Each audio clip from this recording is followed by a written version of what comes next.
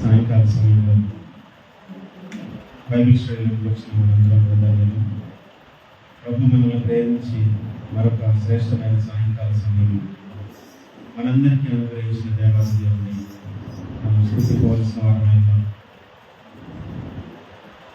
యుగములలో తరములలో మరుగు చేయబడిన అనేకమైన సంగతులను బైబిల్ స్టడీ ద్వారా దైవజనుల ద్వారా నేర్చుకున్నట్టుకు మరలా తిరిగి వాటిని బోధించుటకు అతిథిగా ఈ స్థలంలోని ప్రభుత్వాన్ని నడిపించి దేవుని సన్నిధిలో ఇప్పటి వరకు పాటలతో ఆయన శ్రద్ధించడానికి ప్రభుత్వం బట్టి మనమందరం ఈ స్థలంలో ఉండటం బట్టి ప్రభుని ఆరాధించడం, దేవుని మహిమ పలుకుదాం. మీరు ఇచ్చినటువంటి మంచి అవకాశం బట్టి వందనాలు అయ్యా. ఈ పరిశుద్ధ లేఖనంలో లేక అనేక మంది నశించిపోతున్న వారు ఈ లోకములో ఉన్నారు. నీ వాక్యం అంటున్నది, నా జనులు జ్ఞానము లేకే నశించిపోతున్నారు, జ్ఞానము లేకయే చెరపట్టబడిపోతున్నారని నీ వాక్యం చెప్తుండగా మేము నాయన నీ సన్నిధిలో కొద్ది మందిమిగా నీ మాటలు వినుటకు నీ సన్నిధికి వచ్చాము తండ్రి. ఒక్కసారి మమ్మల్ని జ్ఞాపకం చేసుకోండి. మనమందరం ప్రార్థన చేద్దాం. ప్రార్థన పూర్వకంగా దేవుణ్ణి ఆరాధిస్తూ ఆయనను మహింపరుస్తూ మన హృదయములను ప్రభు సన్నిధానంలో కుమ్మరిస్తూ లోతైన ఉపదేశము ద్వారా, లోతైనటువంటి విషయాల ద్వారా ప్రభు ఈ రాత్రి మనతో మాట్లాడున్నట్లుగా మన హృదయాలను సిద్ధపరచుకుందాం. ప్రభువును ఆరాధిస్తూ ఆయన నామాన్ని ఘనపరుస్తూ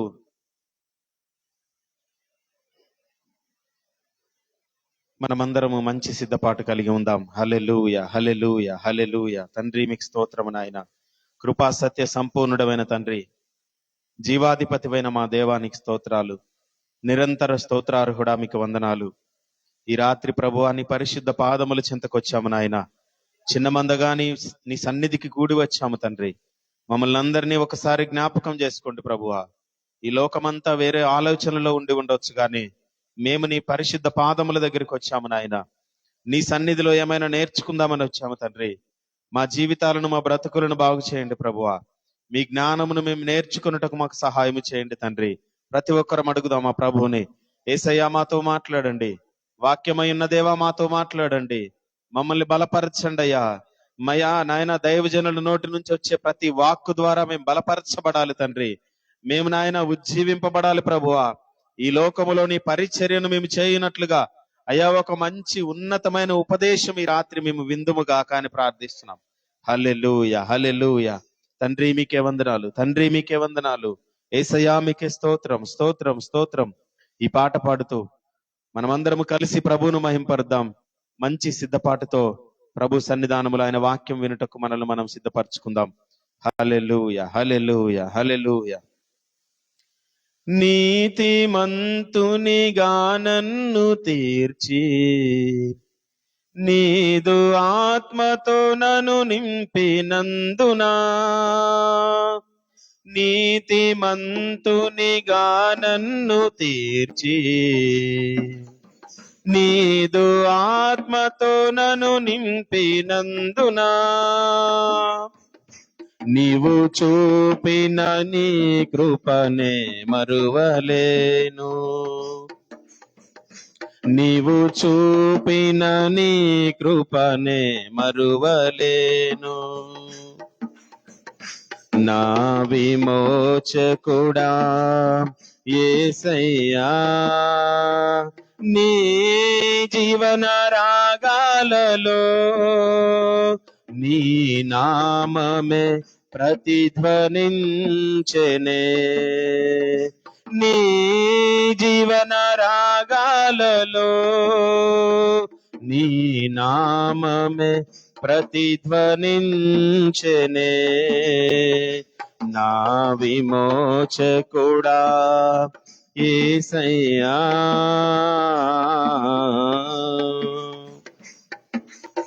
జీవవాక్యము నాలోన నిలిపి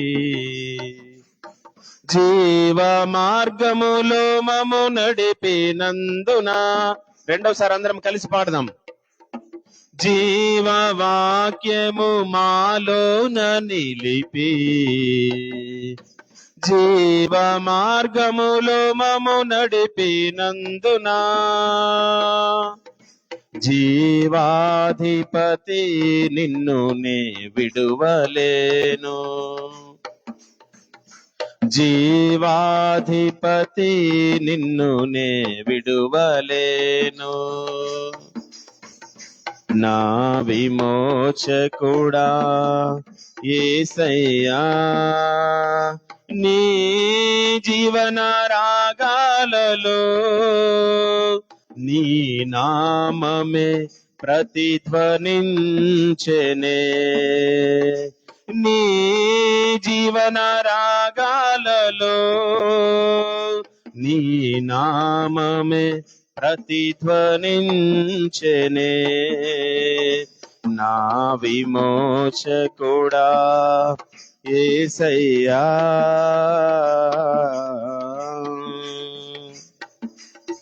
మమతలూరించే వారెవరు లేరని, నిరాశల చెర నుండి విడిపించినందునా. మమతలూరించే వారెవరు లేరని, నిరాశల చెర నుండి విడిపించినందునా. నిన్ను స్తుతించకుండా నేనుండలేను. కలిసి పాడదాం అందరం. నిన్ను స్తుతించకుండా నేనుండలేను. నిన్ను స్తుతించకుండా నేనుండలేను. నా విమోచకుడా యేసయ్యా, నీ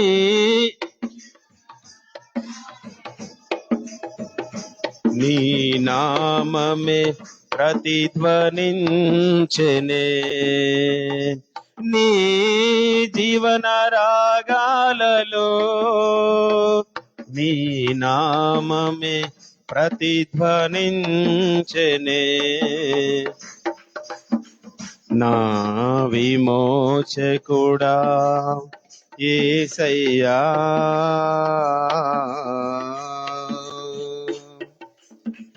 యేసయ్యా, ఈ రాత్రి కాల సమయము మేము ఈ స్థలములో ఉన్నామంటే నీ రక్తపు విలువ పెట్టి మమ్మల్ని కొనుక్కున్న దేవుడవయ్యా.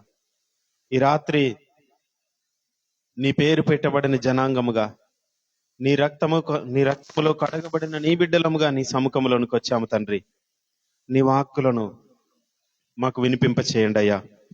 మాతో సూటిగా మాట్లాడండి అయ్యా. మమ్మల్ని దర్శించండి దేవా. అయ్యా, ఇక్కడ నీ సంచారమును మేము అనుభవించాలి తండ్రి. అయ్యా, మీ ప్రసన్నతను మేము పొందుకోవాలి ప్రభువా. నీ మహిమ చేత ఈ స్థలంలో మీ గొప్ప కార్యాలు జరిగించండి నాయన.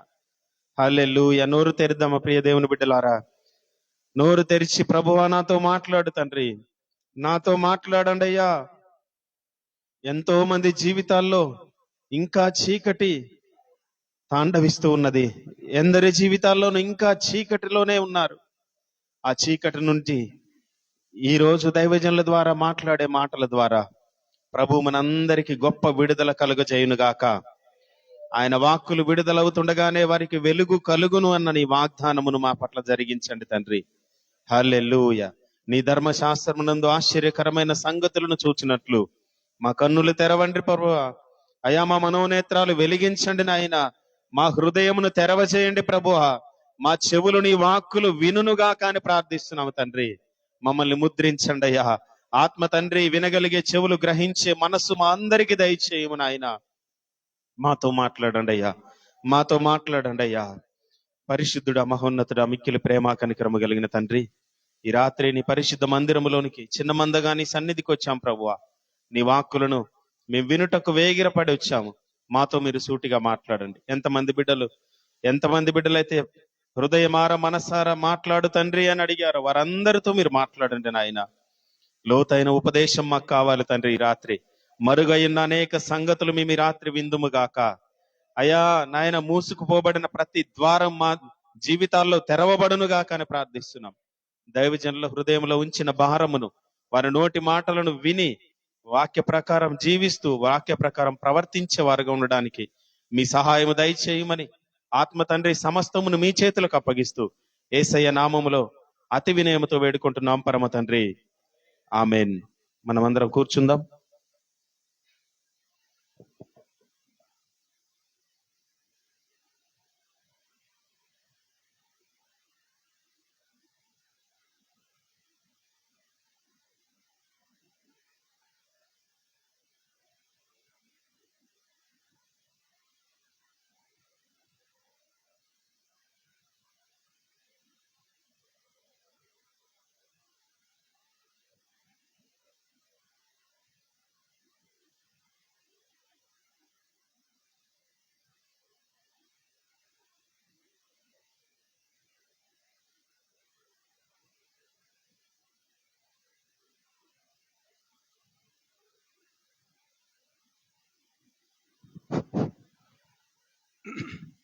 ప్రైజ్ ద లార్డ్, హల్లెలూయా.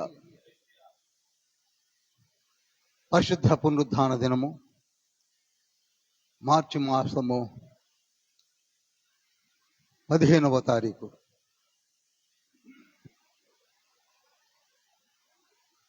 ప్రభు మనల్ని దీవించి ఆశీర్వదించి రోమా పత్రికను 3వ భాగముగా ధ్యానించడానికి మనం వచ్చి ఉన్నాం.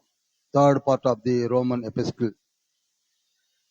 మనందరికీ బాగా తెలుసు, అతి శ్రేష్టమైన పత్రికలో ఒక పత్రిక ఇది. పౌలు గారు రాసినటువంటి 14 పత్రికలలో ఈ పత్రిక అతి శ్రేష్టమైనది.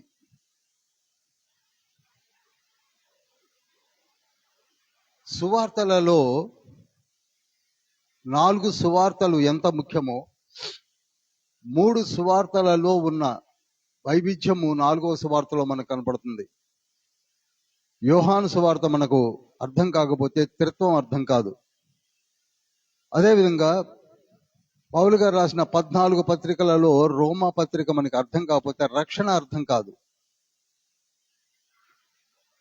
రక్షణలోనికి ఏ విధంగా వెళ్ళాలి, రక్షణ ఏ విధంగా ఉంటుంది, తండ్రి మనలను కాచి కాపాడటానికి తండ్రి ఏర్పాటు చేసిన మర్మయుక్తమైన పరిశుద్ధ జీవితంను రంగరించి మనకు అనుగ్రహించినటువంటి పత్రికే ఈ రోమీలు రాసిన పత్రిక. దీనిని మనం ధ్యానించడానికి వచ్చి ఉన్నాం. గడిచిన వారములలో కొంత బ్రేక్స్ లో వచ్చి మనం వినడం వలన కంటిన్యూటీ అర్థం అవడానికి కొంత సమయం పట్టిందని అనుకుంటూ ఉంటాను. ఒక మారు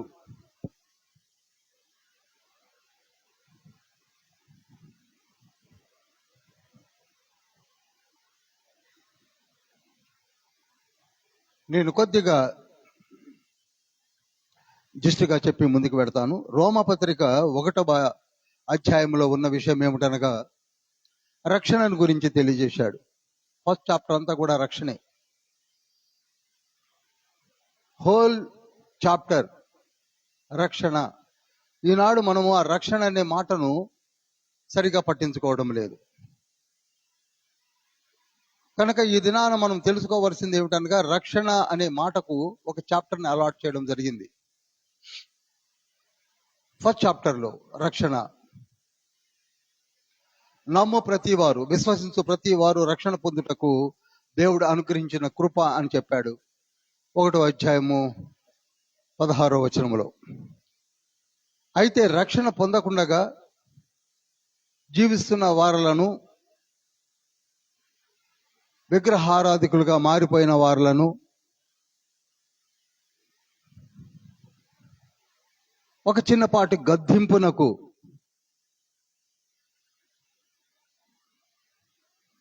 మనమందరము కూడా 21వ వచనం నుండి 25వ వచనం వరకు గద్దింపులను మనం చూశాం. పాపం యొక్క స్థితిని కూడా 26, 27, 28, 32 వచనాల వరకు కూడా దేవుని కార్యములను, దేవుని ప్రణాళికలను తెలిసి కూడా పాపం చేసిన విధానాన్ని, గద్దింపునకు మనము లోబడక జీవిస్తున్న విధానాన్ని కూడా చెప్పడం అక్కడ కనపడుతుంది. ఇక 2వ అధ్యాయంలోనికి వచ్చేసరికి ధర్మశాస్త్ర విధులు, నిధులు, కట్టడలు అన్ని కూడా మన చేతిలో ఉన్నప్పటికీ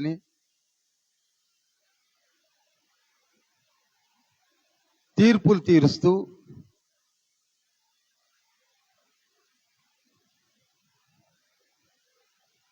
అవే పనులు మనం చేస్తూ తీర్పులు తీర్చడానికి మాత్రం ముందుగా ఉంటున్నామని 2వ అధ్యాయంలో చెప్పడం జరిగింది. 2వ చాప్టర్ చాలా ఇంపార్టెంట్. తీర్పు తీర్చే ముందు నువ్వు నిజంగా మారు మనసు పొందావా? నువ్వు నిజంగా నీతిగా జీవించాలని ఒక తీర్మానం తీసుకున్నావా? అలా తీసుకున్నట్లయితే తీర్పు తీర్చడం మానేసి నీకంటూ ఒక తీర్పు కూడా ఉన్నదని గమనించి పరిశుద్ధ జీవితాన్ని ఆరంభించడానికి ప్రయత్నం చేయమని చెప్పడమే 2వ అధ్యాయం యొక్క సారం. చాలా చక్కటి ఎగ్జాంపుల్స్ కూడా అక్కడ ఇచ్చాడు. క్రైస్తవ జీవితము ఇప్పుడు, సున్నతి జీవితము అప్పుడు. సున్నతి నిజమైన సున్నతి లేకపోతే అది సున్నతి కాదని అప్పుడు చెప్పాడు. క్రైస్తవ జీవితము నిజమైన క్రైస్తవ జీవితము కాకపోతే ఇప్పుడు క్రైస్తవ జీవితము కూడా దేవుడు యాక్సెప్ట్ చేయడని హింట్ ఇచ్చాడు. 3వ అధ్యాయంలోకి వచ్చేసరికి అందరూ పాపులే, ఏ భేదము లేదు, అందరూ పాపము చేసి దేవుడు అనుగ్రహించు మహిమను పొందలేకపోతున్నారు, కృపను పొందలేకపోతున్నారు, దీవెనలు పొందలేకపోతున్నారు అని చెప్పడం కూడా మనం చూశాం. 4వ అధ్యాయంలోనికి వచ్చేసరికి విశ్వాసం లేని జీవితము ఎంతకాలము జీవించినను వృధాగానే మిగిలిపోతుంది తప్ప మనము విశ్వాసాన్ని పెంపొందించుకోవాలి అని చెప్పడము, అబ్రహాంను ఎగ్జాంపుల్గా తీసుకొని విశ్వాసము అనేది చాలా ముఖ్యమని చెప్పడం మనకి 4వ అధ్యాయంలో కనపడుతుంది. 5వ అధ్యాయంలోకి వచ్చేసరికి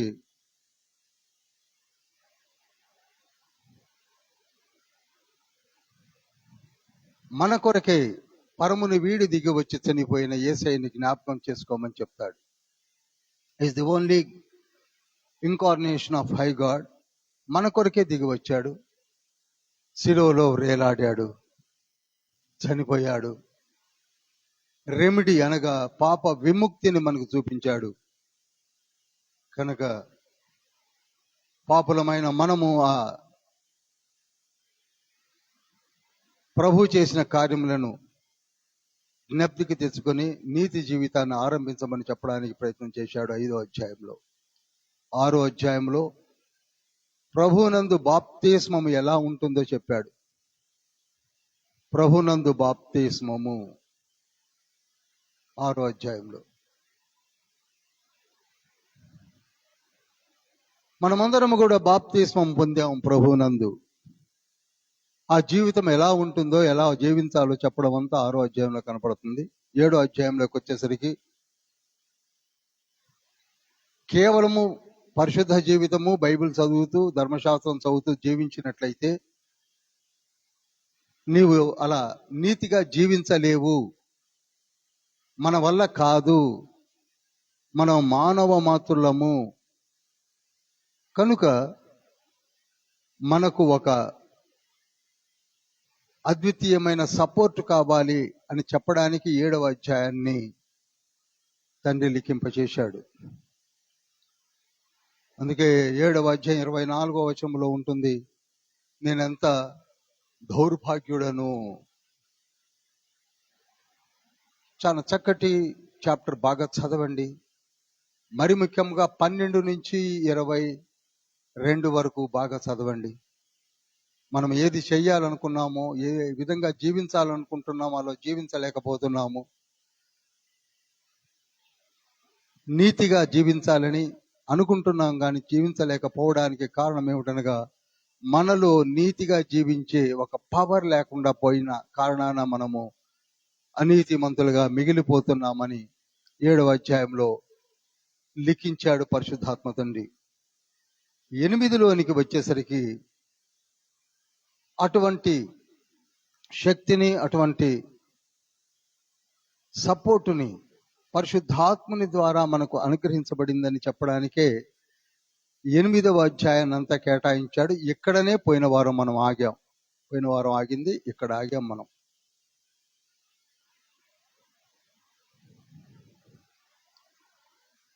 ఆత్మ అనుగ్రహించు నవరత్నములు అని చెప్పి నేను ఆపాను. ఆత్మ అనుగ్రహించు నవరత్నములు.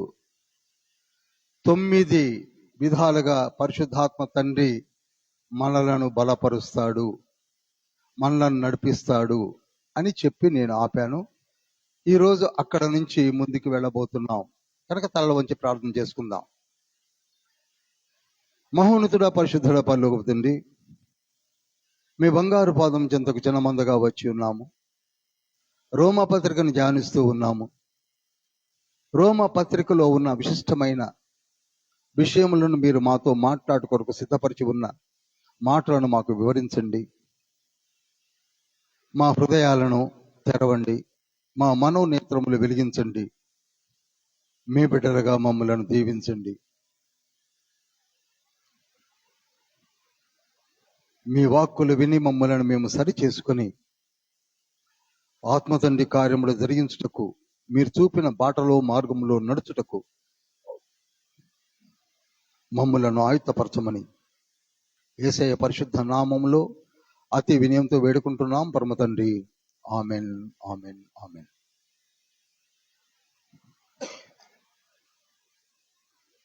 మరలా మీకు చెప్తున్నాను, టేకింగ్ వన్ స్టబరన్ డెసిషన్. పరిశుద్ధంగా జీవించాలి అనే ఒక డెసిషన్ తీసుకోవడమే ప్రభు యొక్క పాదము చెంతకు వచ్చుట అంటాను నేను. ఇది మనకిచ్చిన ధన్యతలలో గొప్ప ధన్యతగా నాకు తెలిసిన విషయం అని చెప్తున్నాను.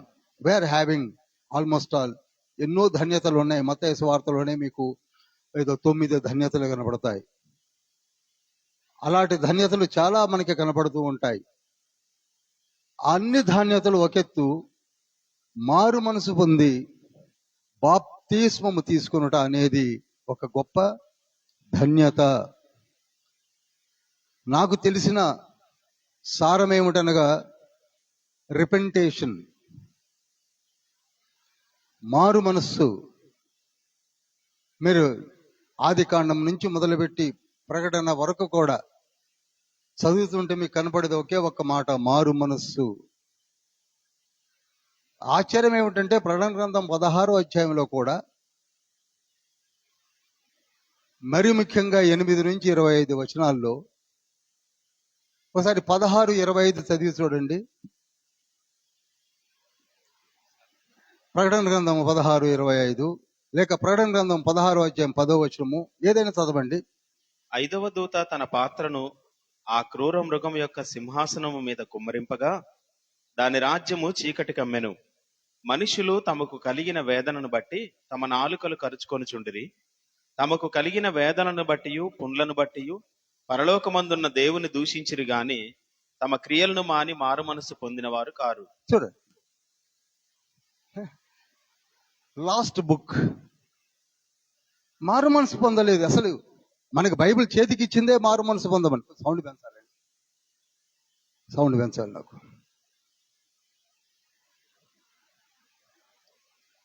హల్లెలూయా. ఓకే, మారు మనస్సు, మారు మనస్సు, మారు మనస్సు. ఎండ్ డేస్ వచ్చేసాయి. ఒకవైపు సూచనలు కనపడుతున్నాయి. Iran versus Israel versus America versus Arab countries. చాలా వరకు ఫోర్కాస్ట్ చేసేది మూడవ ప్రపంచ యుద్ధం అని, ఇక దీనితో బాంబింగ్ జరిగిపోతుందని రకరకాలైన రూమర్స్, రకరకాలైనటువంటి ఊహాగానాలు బయటకు వచ్చాయి. But whereas Bible is telling it's not the end war. నేను మళ్ళీ మీకు ఎన్నోసార్లు చెప్పాను, ఇది ఎండ్ వార్ కాదు, ఇది సూచన మాత్రమే. నేను అటు వెళ్ళను. చివరి రోజులు వచ్చేసాయి కనుక మారు మనసు పొందాలనే మాట. ఇప్పుడు మనం 3 సంవత్సరాలు కంప్లీట్ చేసుకొని 4వ సంవత్సరాలకు వెళ్తున్నాము. తర్వాత అనౌన్స్ చేస్తారు మన డివోషనల్ సెక్రటరీస్ వారు. నేను మొదటి నుంచి చెప్తున్నాను, ఇప్పుడు చెప్తున్నాను, ఎప్పుడు చెప్తున్నాను, ఎక్కడైనా చెప్తున్నాను, మనకు కావాల్సింది ఏమిటి? మారు మనస్సు. యేసయ్య కూడా పరము నుండి దిగి వచ్చి ఫస్ట్ వర్డిక్ట్ ఒక్కటే అన్నాడు, మారు మనసు పొందండి.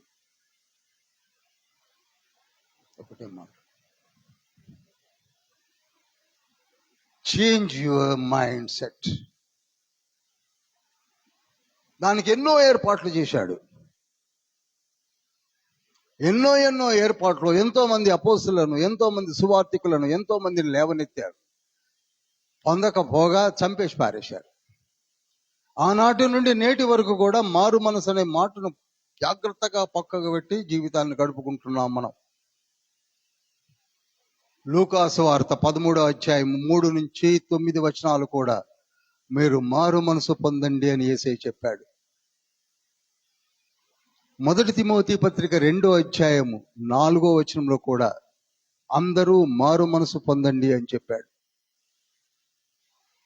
2వ పేతురు పత్రిక 3వ అధ్యాయము 9వ వచనంలో కూడా మీరు మారు మనసు పొందేంత వరకు నేను మిమ్మలను విడిచిపెట్టను అనే అర్థమిచ్చే మాటను కూడా అక్కడ లిఖింపచేశాడు. అపోస్తుల కార్యములు 17వ అధ్యాయము 30వ వచనంలో కూడా మారు మనసు పొందాలి. ఎప్పుడైతే అంతటా అందరికీ కూడా సువార్త ప్రకటించబడింది, మారు మనసు పొందాలి. మనమందరము కూడా first, second, third, fourth generations Christians అని చెప్పుకుంటూ మారు మనసు అనే మాట పొందకుండా ఉండొద్దు అని చెప్పడానికే మరలా రోమా పత్రిక మనతో మాట్లాడుతూ ఉన్నది. మారు మనసు పొందాలి.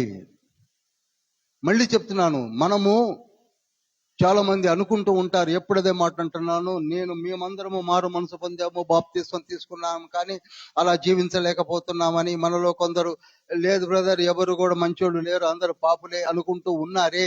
వారితో మరలా చెప్తున్నాను, if you take a decision, నేను నిజంగా నా హృదయాన్ని యేసయ్యకి ఇచ్చేశాను, నన్ను కాపాడేది యేసయ్య, నేను ఆయన కుమార్తెను, ఆయన కుమారుణ్ణి అని ఒక డెసిషన్ నీ అంతఃకరణ శుద్ధిగా, మంచి మాట, తీసుకున్నట్లయితే అక్కడ నుంచి నీ చేంజ్ మారిపోయింది, నీవు కాదు అని చెప్పడానికి 8వ అధ్యాయాన్ని రాశాడు. ఎంటైర్ సిచ్యువేషన్, నీ నడక, నీ పడక, నీ స్థితి, నీ విషయాలన్నీ కూడా నేను చూసుకుంటాను. మీకు ఒక మాట చెప్తాను. ప్రకటన గ్రంథము 2వ అధ్యాయము, ప్రకటన గ్రంథం 2వ అధ్యాయము 10వ వచనం చదువుతున్నాను. ఇదిగో మీరు శోధింపబడినట్లు అపవాది మీలో కొందరిని చెరలో వేయింపబోతున్నాడు, 10 దినములు శ్రమ కలుగును. ఇది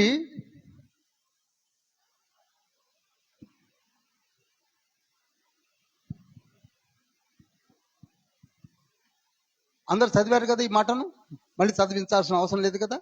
ఇది స్ముర్ణ సంఘానికి చెప్పిన మాట. ఎవరు చెప్పిన మాట అండి? స్ముర్ణ అనే సంఘము. జాగ్రత్తగా వినండి. స్ముర్ణ అనే సంఘము 330వ సంవత్సరములో బలంగా స్థిరపడే సంఘము. ఎప్పుడండి? 330. కానీ ప్రకటన గ్రంథాన్ని రాసింది 96లో, అనగా 100 సంవత్సరాల లోపు. కానీ నీకు శ్రమ కలుగుతుంది, 10 దినముల శ్రమ కలుగుతుంది అని ఎప్పటి సంగతిని రికార్డు చేయిస్తున్నాడు తండ్రి? 330. దాదాపు 250 సంవత్సరాల తర్వాత జరగబోయే కష్టాన్ని గురించి ఇక్కడ లిఖింపచేశాడు. అలాంటి స్థితిలో తండ్రి మనతో మాట్లాడుతున్నప్పుడు మరి మన స్థితిని కూడా ఒకసారి ఆలోచిస్తే నీకు జరగబోయే శ్రమలు కానీ, జరుగుతున్న శ్రమలు కానీ, నీవు ఫేస్ చేస్తున్న ట్రిబులేషన్స్ కానీ, అబ్స్టికల్స్ కానీ తండ్రికి తెలియదు అనుకుంటున్నారా? తెలుసు. అందుకే ఐ నో యు 7 సంఘాల్లో కూడా మొట్టమొదటి మాట ఏమిటంటే, నిన్ను నేను ఎరుగుదును. 7 సంఘాలతో ఆ మాట అంటాడు. 2వ అధ్యాయం 2వ వచనం కావచ్చు, 2వ అధ్యాయం 9వ వచనం కావచ్చు, 2వ అధ్యాయం 19వ వచనం కావచ్చు, 3వ అధ్యాయం 1వ వచనం కావచ్చు, 3వ అధ్యాయం 7వ వచనం కావచ్చు. ప్రతి చోట అంటాడు నేను నిన్ను. ఇప్పుడు మనలను కూడా తండ్రి ఎరిగి ఉన్నాడు. నువ్వు చేసే ప్రతి చెత్త పని తండ్రికి తెలుసు, నువ్వు చేసే ప్రతి మంచి పని తెలుసు. అయితే ఈ చెత్తను తీసేసుకొని మంచిగా జీవించాలని ఎవరైతే సబ్మిట్ చేసుకుంటున్నారో వారితో మాట్లాడడానికే 8వ అధ్యాయాన్ని లిఖింపచేశాడు. ఎవరైనా మన మధ్యలో ఇంకా మారు మనసు పొందకుండా ఉన్నట్లయితే ఫస్ట్ డెసిషన్ తీసుకోవాల్సింది ఏమిటంటే, నేను మారు మనసు పొందాలి. పోతే మన విచారకరం ఏమిటంటే, ఇప్పటికీ యేసయ్య దేవుడా కాదా అని డిబేట్స్ పెట్టుకుంటున్నాం. Is he got? Was he got? లేకపోతే 50% 50% మానవుడు, 50% దేవుడు అని కొందరు, లేదు ఆయన ఆదాము సంతానమే అని కొందరు. రకరకాలుగా డిబేట్స్ పెట్టుకుంటున్నారే తప్ప రక్షణ ఎక్కడుంది? రక్షణ గురించి ఎవరు ఆలోచిస్తున్నారు? చెప్పండి.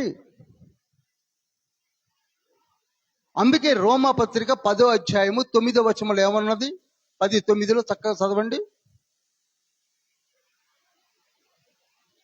అదేమనగా, యేసు ప్రభువని నీ నోటితో ఒప్పుకొని దేవుడు మృతులలో నుండి ఆయనను లేపెనని నీ హృదయమందు విశ్వసించిన ఎడల నీవు రక్షించబడతావు.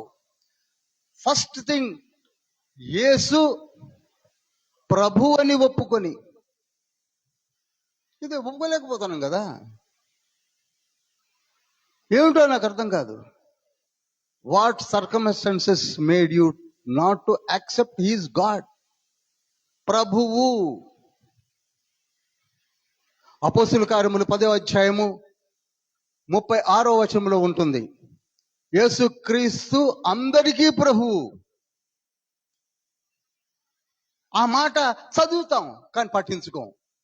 His God of almighty. నీవు ప్రభు అని ఎందుకు ఒప్పుకోలేకపోతున్నావు? ఒకసారి నీ హృదయాన్ని నువ్వే అడుగు. నీ హృదయంతో నువ్వు మాట్లాడు, నీ మనసుతో నువ్వు మాట్లాడు. నేనెందుకు ఇంకా మారు మనసు పొందలేకపోతున్నాను? నా మనసా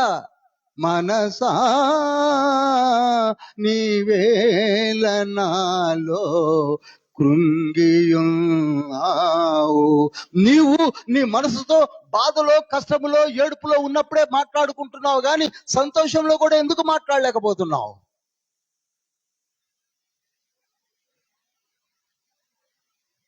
లేఖనం మాట్లాడుతుంది, నీ నోటితో ప్రభు అని ఒప్పుకో అనే హీన స్థితికి మనం దిగజారిపోయాం.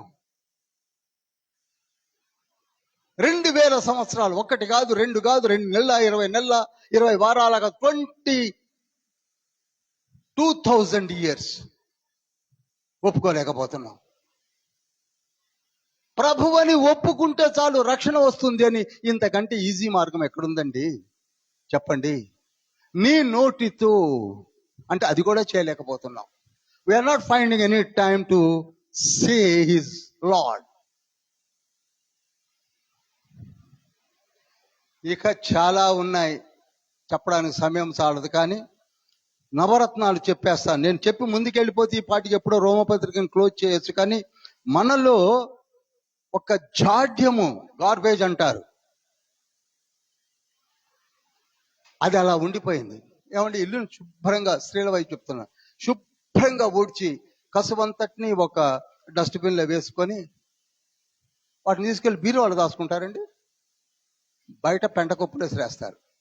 అదేవిధంగా మనలో ఉన్న చెత్త అంతా మన హృదయంలో పెట్టుకొని హాయిగా నిద్రపోతున్నాం.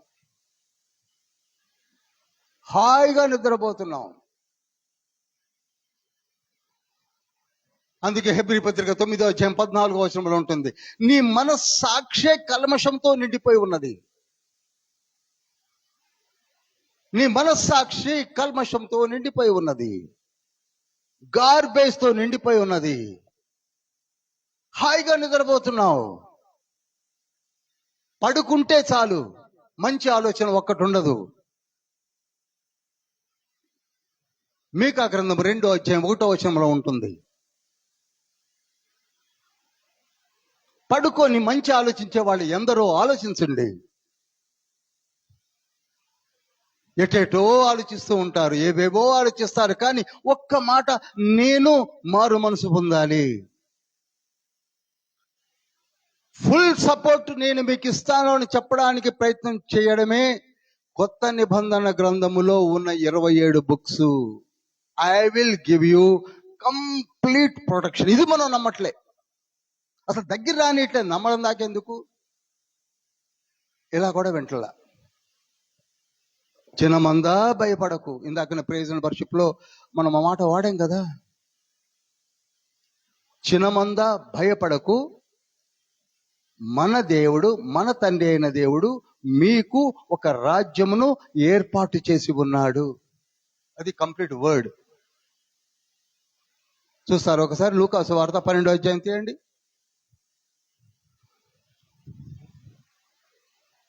లూకా చాప్టర్ 12:32 అనుకుంటా, చూడండి.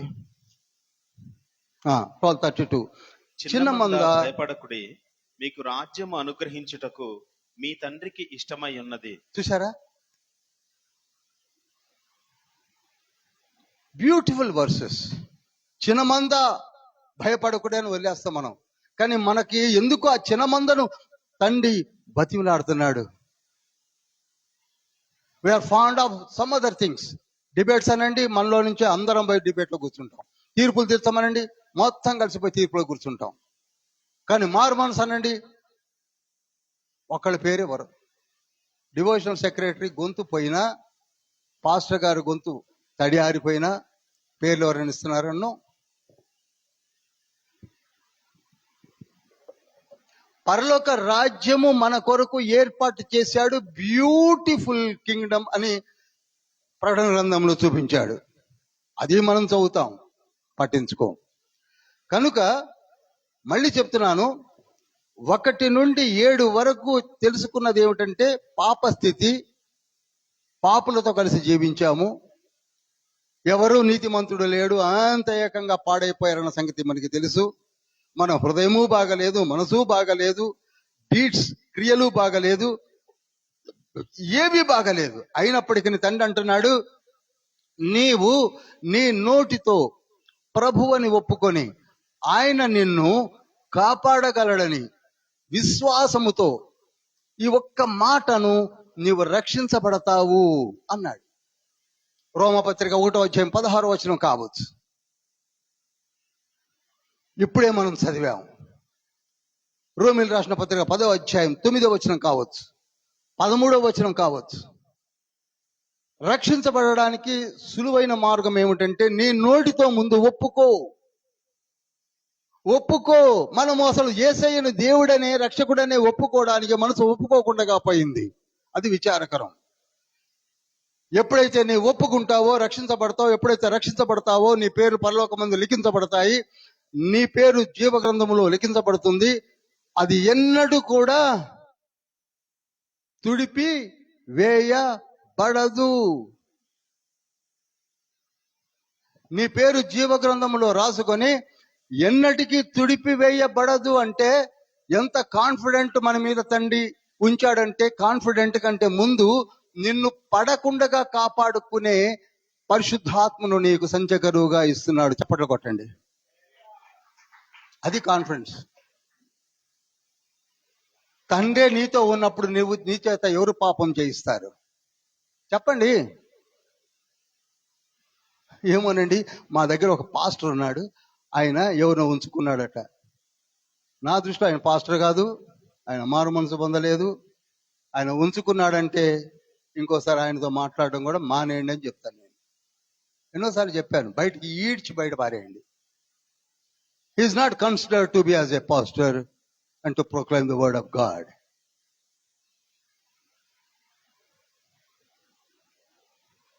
నీవు మార్గదర్శివి కదా. రోమిలు రాసిన పత్రిక 2వ అధ్యాయము 21వ వచనంలో బోధించుతున్న నీవే పాపములో తిరుగుతున్నట్లయితే మరి నీకెవరు బోధిస్తారు?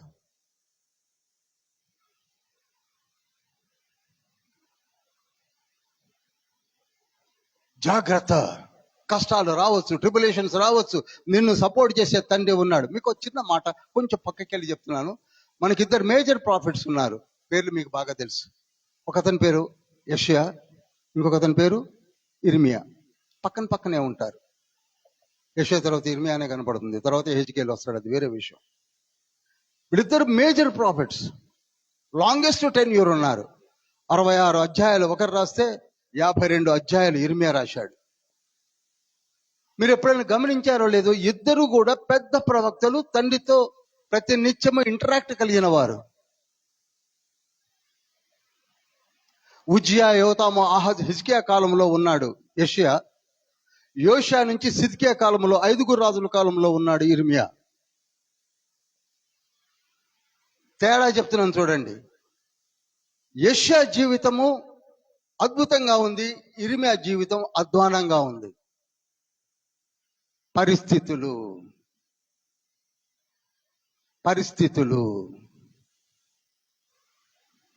యెషయా ప్రవచించాడు, ఇర్మియా ప్రవచించాడు. యెషయాకి ప్రవక్తిని అనే ఒక మంచి సహధర్మచారిణ్ణి అప్పచెప్పాడు. ఇర్మియా అసలు పెళ్లే చేసుకోవద్దన్నాడు. యెషయాకి 2 కుమారులు ఉన్నారు, షియారియా, షూబు, మహేర్ షలాల్, హజ్బజ్ అని. ఈయనకు అసలు పిల్లలే లేరు. ఆయన సంతోషంగా రాజ సముఖంలో నిలబడి బోధించినటువంటి వాడు యెషయా అయితే, ఒక్క రోజుకి ఒక్క అప్పము, అరపడి నీళ్లు అంటే ½ గ్లాస్ నీళ్లతో జైల్లో పారేసి పోషించమని చెప్పినటువంటి దౌర్భాగ్య స్థితిలోనికి వెళ్ళిపోయాడు ఇర్మియా. ఆయనను ఎక్కడ కూడా వెనకాడకుండా నిలబడ్డాడు. హల్లెలూయా, హల్లెలూయా. తండ్రి అంటున్నాడు, ఆ రోజులలో వారిని ప్రవక్తలుగా ఏర్పాటు చేసి నడిపించిన విధము వేరు. ఇప్పుడు ఇంకా నేను అంటాను చూసారా, మన సిస్టమ్స్ లో అంటారే, అప్డేషన్ జరిగి ఈనాడు మనకి ప్రతి నిత్యము నిన్ను నడిపించే ఆత్మ తండ్రి నీతో ఉన్నాడు. ఈ నవరత్నాలు అంటే ఏంటనుకుంటున్నారు చెప్పండి? ప్రతి నిత్యము నిన్ను నడిపించడానికి తండ్రి ఏర్పాటు చేసినటువంటి ఆత్మ తండ్రి నడిపింపు. ఈ 8వ అధ్యాయం అర్థమైతే మీ జీవితం మారిపోతుంది. అమ్మా, నాకెందుకు రాత్రులు నిద్ర పట్టట్లేదు, ఎందుకో నా పరిస్థితులు రకరకాలుగా ఉంటున్నాయి, నేను నిజంగా చనిపోతే పరలోకానికి పోతానా, నా ప్రార్థన తండ్రి ఆలకిస్తాడా, నిజంగా రక్షణలో ఇంత గొప్ప జీవిత విధానం ఉన్నదా? ఎస్. ఇవన్నిటినీ కూడా మనతో మాట్లాడి, మనకు చూపించి, మనతో చేయించే తండ్రి మనకు ఉన్నాడు. యోహాను సువార్త 16వ అధ్యాయము 8-9 వచనాలు చదవండి. ఆయన వచ్చి పాపమును గూర్చియు, నీతిని గూర్చియు, తీర్పును గూర్చియు లోకమును ఒప్పుకొన చేయును. లోకులు నా యందు విశ్వాసం ఉంచలేదు గనుక పాపమును గూర్చియు, నేను తండ్రి యొద్దకు వెళ్ళుట వలన మీరిక నన్ను చూడరు గనుక నీతిని గూర్చియు, నేను తండ్రి యొద్దకు. ఇదంతా మీరు తర్వాత చదవండి. ఆయన వచ్చి అనగా పరిశుద్ధాత్ముడు వచ్చి ఫస్ట్ చెప్పేది పాపమును గూర్చి. నీవు అసలు పాపము చేస్తున్నావా, నీ హృదయము శుద్ధిగా ఉన్నదా చెప్పేది ఎవరండి? చెప్పాలి అందరూ. ఎస్. అందుకే రోమీయులకు రాసిన పత్రిక 2వ అధ్యాయం 11-16 వచనాల తర్వాత చదవండి. తీర్పులో నీ హృదయము, నీ మనస్సాక్షి ప్యూరిటీగా ఉందా లేదా, ప్యూరిఫైడ్ స్టేట్ లో ఉందా లేదా అని చెప్పేది ఎవరంటే పరిశుద్ధాత్ముడు. ఇప్పుడు మనకు తెలుసండి, 1 కొరింథీ పత్రిక 11వ అధ్యాయం 1వ వచనంలో పౌలు గారు ఏమంటున్నారు? నన్ను పోలి మీరు నడుచుకోండి. ఎంత గట్స్ ఉండాలండి, ఎంత గట్స్ ఉండాలి అంటే ఆయన ప్రతి కేర్ తీసుకుంటున్నాడు, ఇంచు కాదు. మీరు అనొచ్చు, నిజంగా నువ్వు నీతిగా ఉంటున్నావా, నువ్వంత నీతిమంతుడా, అంత శుద్ధిగా ఉంటున్నావా, ఇంకా తెలంగాణ భాషలో మాట్లాడాలంటే నువ్వేమన్నా గురువించవా అని కూడా అడగవచ్చు. నేను అంటున్నాను, నేను పర్ఫెక్ట్ మ్యాన్ అని చెప్పటం లేదు, కానీ ఒకటి చెప్తాను, నేను పరిశుద్ధంగా జీవించి పర్ఫెక్ట్గా ఉండాలని ప్రతిరోజు అనుకుంటున్నాను. అది ఐఎమ్ నాట్ మిస్టర్ పర్ఫెక్ట్, కానీ ఉండాలనుకుంటున్నాను. అలా జీవించాలని ప్రయత్నం చేస్తున్నాను. అలా జీవించడానికి, అలా ప్రయత్నం చేయడానికి సహాయపడేది ఎవరు? అది. ఇప్పుడు మీలో గమనించండి, మారు మనసు పొందిన వారు ధన్యులు. ఫస్ట్, మారు మనసు పొందిన వారికి పరిశుద్ధాత్మ తండ్రి సపోర్ట్ ఉంటుంది. ఎలా ఉంటుందో నవరత్నాలు చెప్పబోతున్నారు. నవరత్నాలు. మారు మనసు పొందిన వారు ధన్యులు కారు. ఎందుకనగా వారికి ఆత్మ తండ్రి యొక్క సపోర్టు ఉండదు.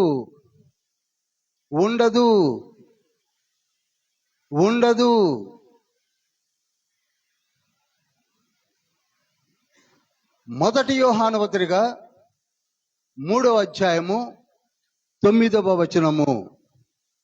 వెలుగులో ఉన్నానని చెప్పుకొనుచు తన సహోదరుని ద్వేషించువాడు ఇప్పటి వరకును చీకటిలోనే ఉన్నాడు.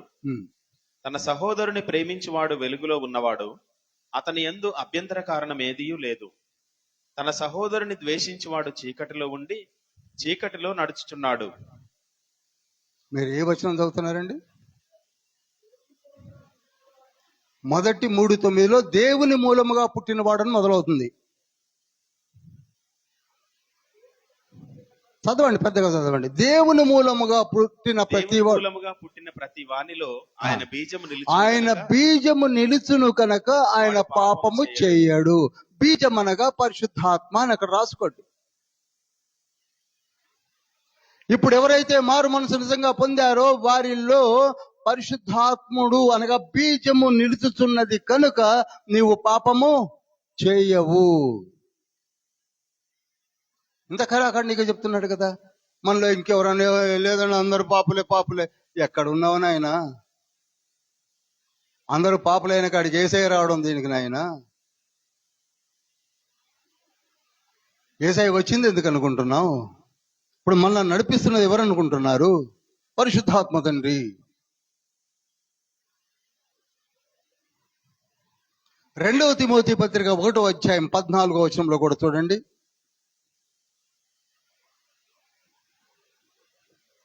నీకు అప్పగింపబడిన ఆ మంచి పదార్థమును చూడండి. నీకు అప్పగింపబడిన ఆ మంచి పదార్థము. పదార్థం అంటే రక్షణ. పదార్థం దగ్గర ఏమని రాయాలి? రక్షణ. ఇంగ్లీష్ వర్షన్ అయితే ఇంకా బాగుంటుంది. మనలో నివసించు పరిశుద్ధాత్మ వలన కాపాడుము. అది. హల్లెలూయా. అసలు నీలో పరిశుద్ధాత్ముడు ఉంటాడు అని లేఖనం చెప్తూనే ఉంది. ఉన్నాడు. నీతో తప్పు చెయ్యనీయడు. లేకపోతే ఈ పాటికి నేనేమన్నా పెద్ద నిష్ఠాగరిష్ఠున పుట్టిన ఎప్పుడో పడిపోయేవాడిని. సాతానుడేసే ట్రాపుల్లో అందరం పడిపోతాం. పడకుండా ఉండాలి అంటే నీలో పరిశుద్ధాత్ముడు ఉండాలి. ఆయన ఉండాలి అంటే నువ్వు మారు మనసు పొందాలి. మారు మనసు పొందితే నేనిచ్చే గిఫ్టే పరిశుద్ధాత్ముడు అని కొన్ని వందల సార్లు ఇదే ఆలయంలో నేను చెప్పాను. మొదటి నుంచి 3 years నుంచి అదే మాటలు చెప్తున్నాను. దీన్ని మనం నిజంగా నమ్మాలి. నమ్మలేకపోతే ఇక అది దౌర్భాగ్య స్థితి. ఇప్పుడు చూడండి, మొట్టమొదటి నవరత్నం ఏమిటనగా పాప నియమములపై అధికారము. పరిశుద్ధాత్మ నీకు ఇచ్చేది ఏంటంటే పవర్ ఓవర్ సిన్. అసలు పాపం అనే దానిపైనే నీకు అధికారం ఉంటుంది. ఎలా ఉంటుందని మీరు అడగవచ్చు. నేను చదివి వినిపిస్తా చూడండి. 8వ అధ్యాయము 2వ వచనం చూడండి. క్రీస్తు యేసునందు జీవమునిచ్చు ఆత్మ యొక్క నియమము పాప మరణముల నియమము నుండి నిన్ను విడిపించెను. అందరికి అర్థమైందండి?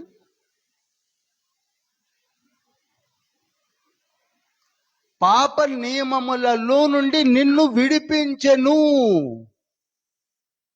పాస్ట్ పర్ఫెక్ట్ టెన్స్ అంటారు ఇంగ్లీష్లో. విడిపించెను.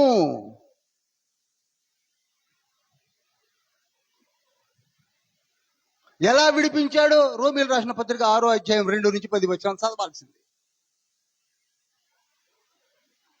నీవు ఏ పాపం చేసినా, ఎలా పాపం చేసినా, ఎన్ని పాపాలు చేసినా, ఎన్ని చేసినా వాటన్నిటి నుండి విడిపించేశాడు, తుడిచేశాడు. రబ్బర్ పెట్టి తుడిచినట్టు ఇరాడికేట్ చేసేశాడు. హెబ్రీ పత్రిక 8వ అధ్యాయం 12వ వచనం ప్రకారంగా.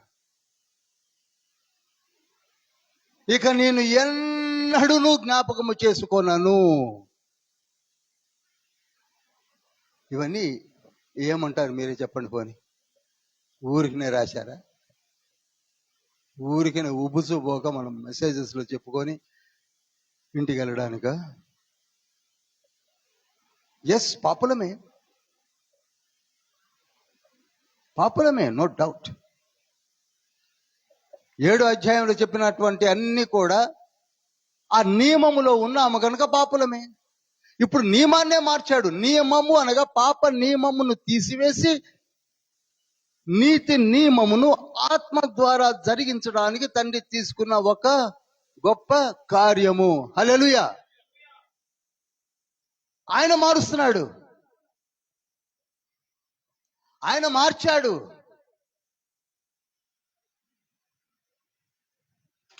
5వ అధ్యాయము, 6వ అధ్యాయము, 7వ అధ్యాయం బాగా చదవండి. పాపము చేసినా చేయకపోయినా ఆదాము మొదలుకొని మోషే వరకు మరణం అందరిపైన ఏలుబడి జరిగింది. ఎందుకని మోషే వరకని ఎందుకన్నాడు అనగా, మోషే నాటికి ధర్మశాస్త్రం వచ్చింది కనుక. అంతవరకు అసలు ధర్మశాస్త్రం కూడా లేదు.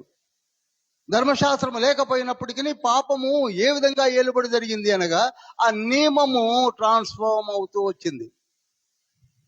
రైట్, అర్థమైంది అనుకుంటున్నాను. ఇప్పుడు ఆ నియమాన్ని కట్ ఆఫ్ చేసి అక్కడికి ఆపి కొత్త నియమాన్ని తీసుకొని రావడానికి యేసయ్య దిగి వచ్చాడు పరలోకం నుండి. హల్లెలూయా. దివినేలు ఓ రాజా భువికేల నీరాక దూతాళి నిన్ను కొలువా పాపులా నీ ప్రియులు. ఆ నియమాన్ని కట్ చేస్తాను.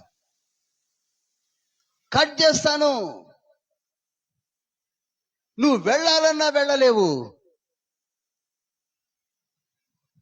అంత పర్ఫెక్ట్ గా తండ్రి నీకు ఏర్పాటు చేశాడు. You cannot. సాతానుడు ట్రాప్స్ పెట్టట్లేదు అనుకుంటున్నారా? మన మధ్యలో ఉన్న నీతిమంతుల దగ్గర పెడుతూనే ఉన్నాడు. కానీ ఎందుకు వెళ్ళలేకపోతున్నారు? The power is with you. Hallelujah. అదే నవరత్నాలు. You are having more power over the sin. పాపమును కూడా అధిగమించే పవర్ ని నీకు తండ్రి ఇచ్చాడు. ఇది వరకు వ్యభిచారం చేసేవాడు ఇప్పుడు వ్యభిచారం అంటే అంత మామూలే కదా అని ఎందుకు అనుకుంటున్నావు అంటే, నీలో ఆ నియమాన్ని ఎవరు కలిగిస్తున్నారు? పరిశుద్ధాత్ముడు. హల్లెలూయా. ఎక్కువ టైం తీసుకొని ఇవన్నీ మీకు తెలుసు కనుక నేను ముందుకు వెళ్ళిపోతున్నాను. రెండవది, ధర్మశాస్త్రము అనగా బైబిల్ని మన చేతనే పరిశుద్ధాత్మ తండ్రి సహాయముతో నడిచేలా చూస్తాడు. we will fulfill the law. పరిశుద్ధాత్ముడు మన చేతనే. ఈనాడు చూడండి, అబద్ధం ఆడటం లేదు మనోళ్ళు. ఎందుకని? నిష్ఠాగరిష్ఠుడైన వాడు అబద్ధం ఆడు, నిష్ఠాగరిష్ఠుడైన వాడు బూతులు మాట్లాడు. అంత కోపం వచ్చినా తమాయించుకు నిజంగా బూతులు మాట్లాడుతున్నాడంటే ఆలోచించాల్సిందే. కొందరు చూడండి, అన్య భాషలు మాట్లాడతారు, బూతులు కూడా అనర్గళంగా మాట్లాడతారు.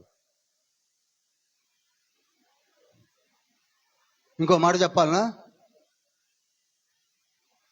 వీళ్ళకి టైం ఇస్తే నరకంలో కూడా అన్య భాషలు మాట్లాడతారు. వాళ్ళ ట్రాప్లో పడకండి. అన్య భాషలు మాట్లాడుతున్నామనగా ఆత్మ పూర్ణుడవైతేనే వచ్చే భాషలను నీవు నీ నోట బూతులు ఎలా వస్తున్నాయి? నోరు విప్పితే ఆగిపోతాయి. ఎందుకనంటే నిన్ను control you are my son. బూతులు ఎందుకు వస్తున్నాయి? పౌరుషం ఎందుకు వస్తుంది? ఆవేశం ఎందుకు వస్తుంది? నీ దగ్గర కంట్రోలర్ లేడు, డ్రైవర్ ప్రాపర్గా లేడు. ఆ డ్రైవరే పరిశుద్ధాత్మ తండ్రి. హల్లెలూయా. ఏదైతే ఆజ్ఞలను 10 రాసి ఇచ్చాడో 10ని నీవు అవలీలగా నీవు పాటించగలుగుతావనగా నీతో పాటింపజేసేది ఎవరు? చెప్పాలి, పరిశుద్ధాత్ముడు.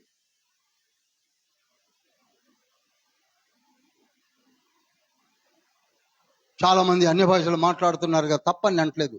చాలా పొరపాటుగా అనుకోకండి. అన్య భాషలు ఒక వరం, అది అద్భుతమైన వరము. 1 కొరింథీ పత్రిక 14:18 పౌలు గారు అంటారు, నేను మాట్లాడినట్లుగా అన్య భాషలు ఎవరూ మాట్లాడలేరని. అయితే మాట్లాడడం మంచిది, స్తుతించడం మంచిది. ఆ భాషలు మాట్లాడే నోటితో బూతులు ఎలా వస్తున్నాయి, అది మీరు ఆలోచించాలి. అటువంటి వ్యక్తి మీకు కనపడితే వెంటనే, brother or sister, be careful.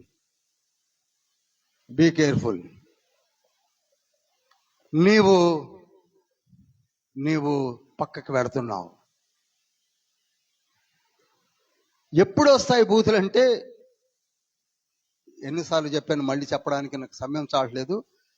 నీవు కొంచెం తేడా అయినప్పుడు పరిశుద్ధాత్ముడు కొంచెం పక్కకు వస్తాడు. అది ఎప్పుడైనా పరిశుద్ధాత్మని యొక్క వివరణ సపరేట్గా హెబ్రీ పత్రికలు ఇస్తాను నేను మీకు. ఇప్పుడు మీకు బాల శిక్షకుడుగా నేర్పుతున్నాను నవరత్నాల్ని. హెబ్రీ పత్రికలో మరలా నేను పరిశుద్ధాత్మని యొక్క గుణ లక్షణాల్ని, చిన్న పిల్లవానికి చాక్లెట్ ఇస్తే ఎంత దగ్గరగా వస్తాడో, నేను ఇవ్వనంటే ఎంత త్వరగా వెళ్ళిపోతాడో, ఆ విధంగా నీవు కూడా ఆయన మాట ఏం మాత్రం వినకపోతే వెంటనే పక్కకి వెళ్తాడు.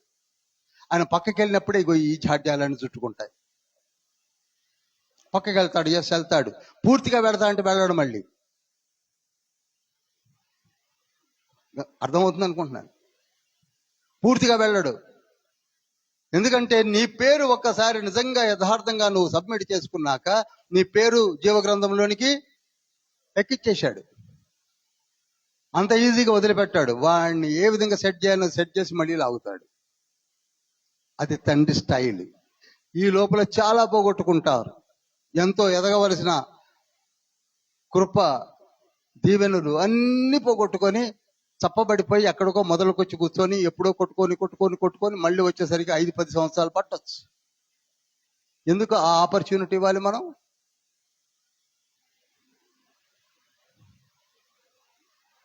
ప్రకటన గ్రంథము 3వ అధ్యాయము 4-5 వచనాలు. అయితే తమ వస్త్రములను అపవిత్రపరచుకొనని కొందరు సార్దీస్లో నీ యొద్దనున్నారు. వారు అర్హులు గనుక తెల్లని వస్త్రములు ధరించుకొని నాతో కూడా సంచరించెదరు. జయించువాడు అలాగున తెల్లని వస్త్రములు ధరించుకొనును. జీవగ్రంథములో నుండి అతని పేరెంత మాత్రమును తుడుపు పెట్టక. చూడండి, చాలు. అస్సలు తుడిపి పెట్టను. తెల్లని వస్త్రాలంటే మన జీవిత విధానము. అందుకని నువ్వు రాత్రులు ప్రార్థన చేసేటప్పుడు, ప్రభువా నువ్వు నాకు ఇచ్చిన రక్షణ వస్త్రములను నేను మైలపరచుకోకుండా కాపాడు. 2వ పాయింట్, నా వస్త్రములను విప్పివేసి దిగంబరిగా తిరగకుండా కాపాడు. 3వ పాయింట్, అసలు మైలనే తొక్కకుండా నన్ను కాపాడు. ఈ ప్రార్థన చేయండి.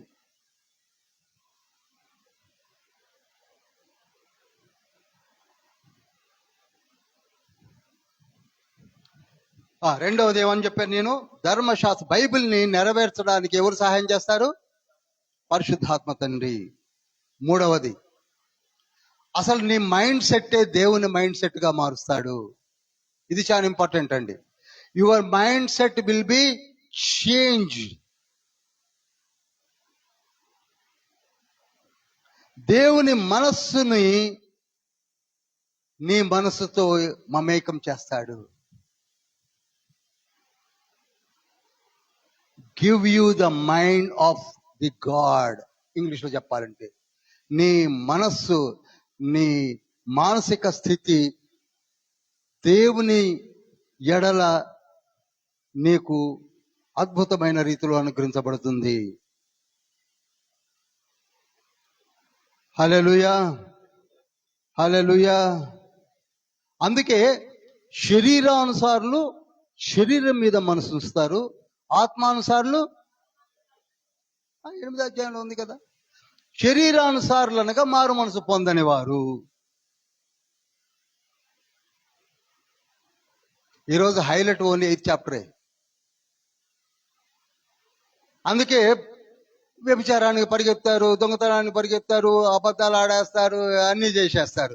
శరీరానుసారులు శరీర విషయము మీద ఆలోచిస్తూ ఉంటారు, ఆత్మానుసారులు ఏ విధంగా ఆలోచిస్తారట? ఆత్మ విషయాలు, దేవుని విషయాల గురించి నేను ఇది చెయ్యొచ్చా చెయ్యకూడదా వేరే చేసుకొని ముందుకు సాగుతూ ఉంటారు. దేవుని మనస్సే నీలో అనుగ్రహించబడుతుంది ఆత్మ తండ్రి ద్వారా. అందుకే రోమిలు రాసిన పత్రిక 8వ అధ్యాయం 5వ వచనం ఒకసారి పెద్దగా చదవండి పాస్టర్ గారు. 8:5. శరీరానుసారులు శరీర విషయముల మీద మనస్సునుంతురు, ఆత్మానుసారులు ఆత్మ విషయముల మీద మనస్సునుంతురు. శరీరానుసారమైన మనస్సు మరణము, ఆత్మానుసారమైన మనస్సు జీవమును సమాధానమునై ఉన్నది. ఇంతకంటే ఇంకేం చెప్పాలండి? ఒకే ఒక్క స్టైన్జాలో తండ్రి మొత్తం చెప్పేశాడు.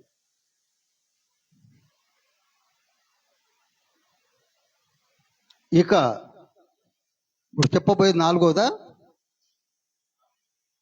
నీతి స్వభావమును కలిగిస్తాడు తండ్రి. రైచియస్ నేచర్, నీతి స్వభావము. అది ఎక్కడో లేదు, 9వ వచనంలోనే వాడాడు. దేవుని ఆత్మ మీలో నివసించి ఉన్న ఎడల మీరు ఆత్మ స్వభావము కలవారే కానీ శరీర స్వభావము కలవారు కాదు. Very clear.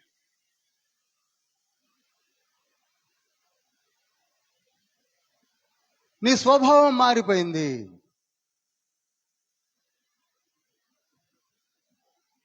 నీ స్థితి మారిపోయింది.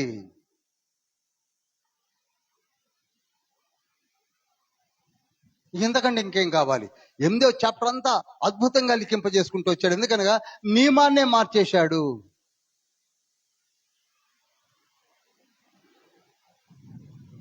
తర్వాత ఎన్నోదండి, ఇక 5వది, మృత శరీరమును జీవింపచేయును. Life to the body. మృత శరీరమును జీవింపచేయును. 11వ వచనము,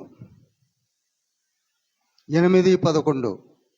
మృతులలో నుండి యేసును లేపిన వాని ఆత్మ మీలో నివసించిన ఎడల, మృతులలో నుండి క్రీస్తు యేసును లేపిన వాడు చావునకు లోనైన మీ శరీరములను కూడా మీలో నివసించుచున్న తన ఆత్మ ద్వారా జీవింపజేయును.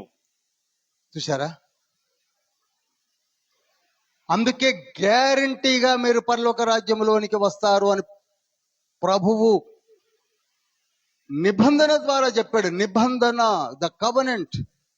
ఖచ్చితంగా వస్తారు, గ్యారంటీ ఉంది మీకు.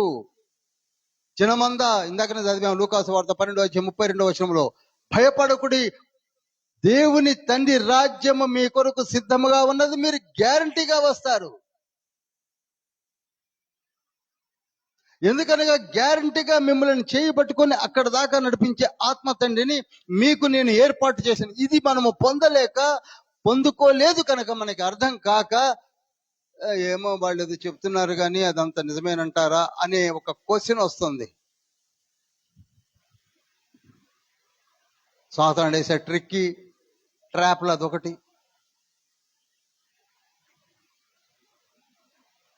నీ శరీరమును కాపాడుకుంటాడు తండ్రి.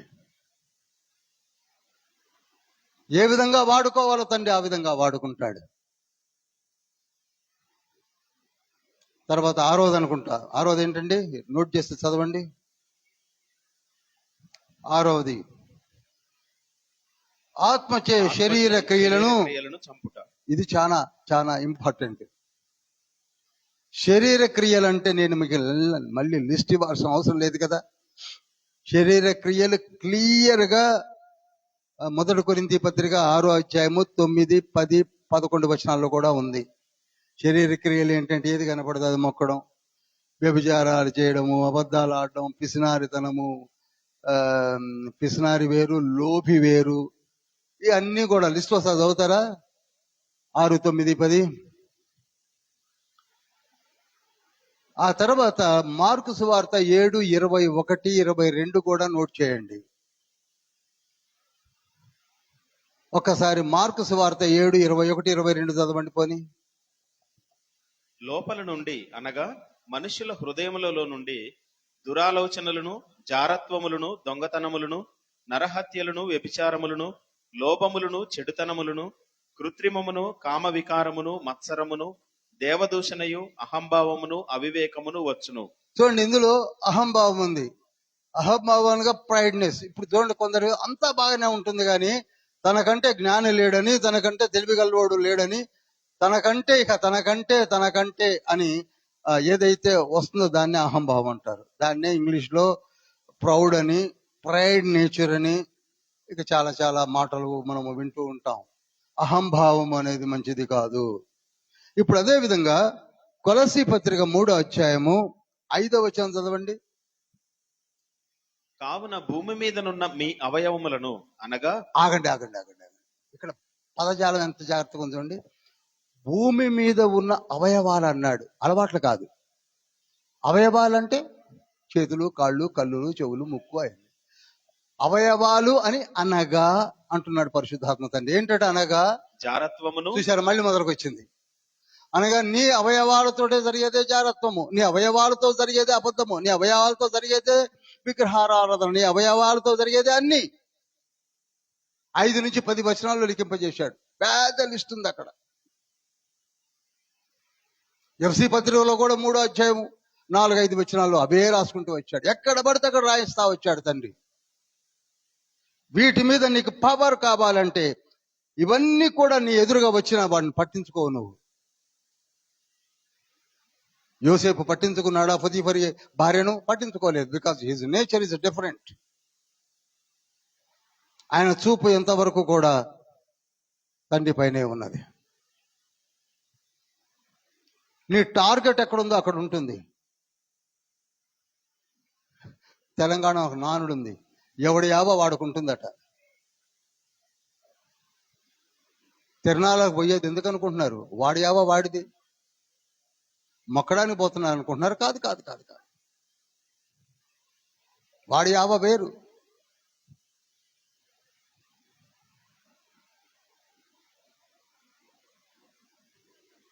నీ యావ వేరు. అందుకే ఇక్కడ అన్నాడు, ఎన్నోది 6వదండి, క్రియలను కూడా నీవు చంపి పారేస్తావు. నిజంగా చెప్పాలంటే నేను పచ్చి తిండిపోతునండి. పచ్చి కరెక్ట్ కాదేమో, పిచ్చి కరెక్ట్. పిచ్చి తిండిపోతును. 10 గారెలు లేకపోతే ప్యూని మీద ఇరసగపడేవాడిని. 10 గంటలకు 10 గారెలు ఉండాలి. అటువంటిది అసలు ఇప్పుడు గారే ముట్టుకోవట్లేదు. ఎవరైనా భోజనాలకి, పెళ్ళిళ్ళకి పిలిస్తే మటన్ ఉందా, చికెన్ ఉందా అని అడిగేవాడిని. ఇప్పుడు ముట్టుకోవట్లేదు. అసలు నాకు ఆ యావే పోయిందండి. మీరు నా ముందు కూర్చొని బిర్యానీ తినండి, ఐ డోంట్ మైండ్. మా పిల్లలు ఎంతో మంది మమ్మల్ని తీసుకొని పోయి మంచి హోటల్, స్టార్ హోటల్స్ వాటిల్లో ఆర్డర్ ప్లేస్ చేసి ఏదో ప్రాన్స్ అని ఏంటేంటో చేసుకొని నేను కర్డ్ రైస్ తెప్పించుకొని తినేవాడిని. వీళ్ళకి తెలుసు. అసలు నాకు ఏమనిపించదండి. చక్కగా తినేసేసి బయటకు వచ్చి పిల్లలతో ఆడుకుంటూ ఉంటాను. 50 ఉండదు నీకు. హల్లెలూయా. ఇది అనుభవంలో చెప్పాలండి. ఇదేదో మనం ఏదో దైవజనుడు వింటున్నాం కదా అని చెప్తున్నాడు అని అనుకోకండి. ఆ 50 ఉండదు.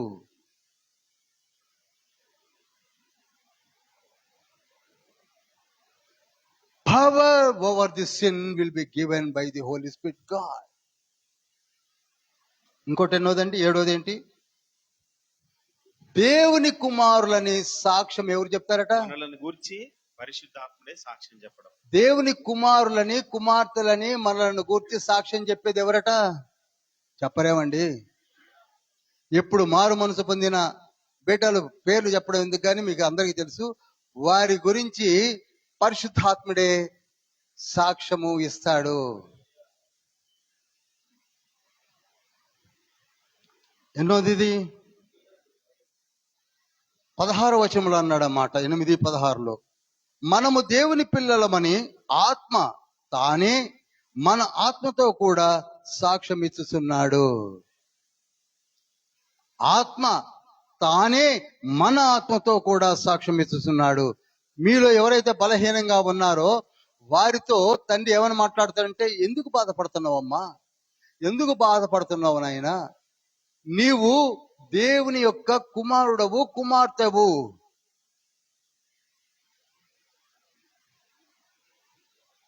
ఎంత ధైర్యం ఉంటుందండి?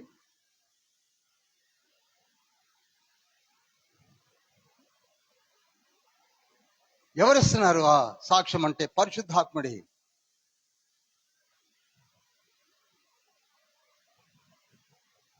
తర్వాతది ఏంటండి? అబ్బా, ఇది ఇంకా ఇంపార్టెంట్. నిజం చెప్పాలంటే మనకి ప్రార్థన రాదు, నాకైతే అస్సలు వచ్చేది కాదు.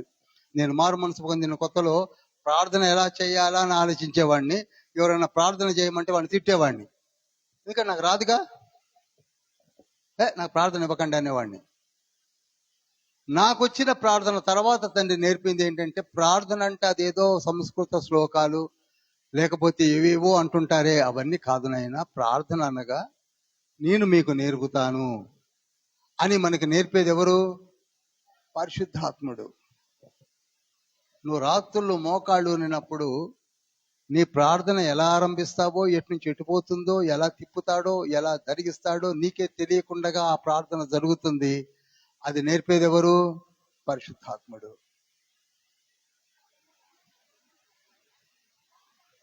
సందర్భాన్ని బట్టి నీ కళ్ళ మట్టి నీళ్లు కారేలా ప్రార్థన చేయిస్తాడు.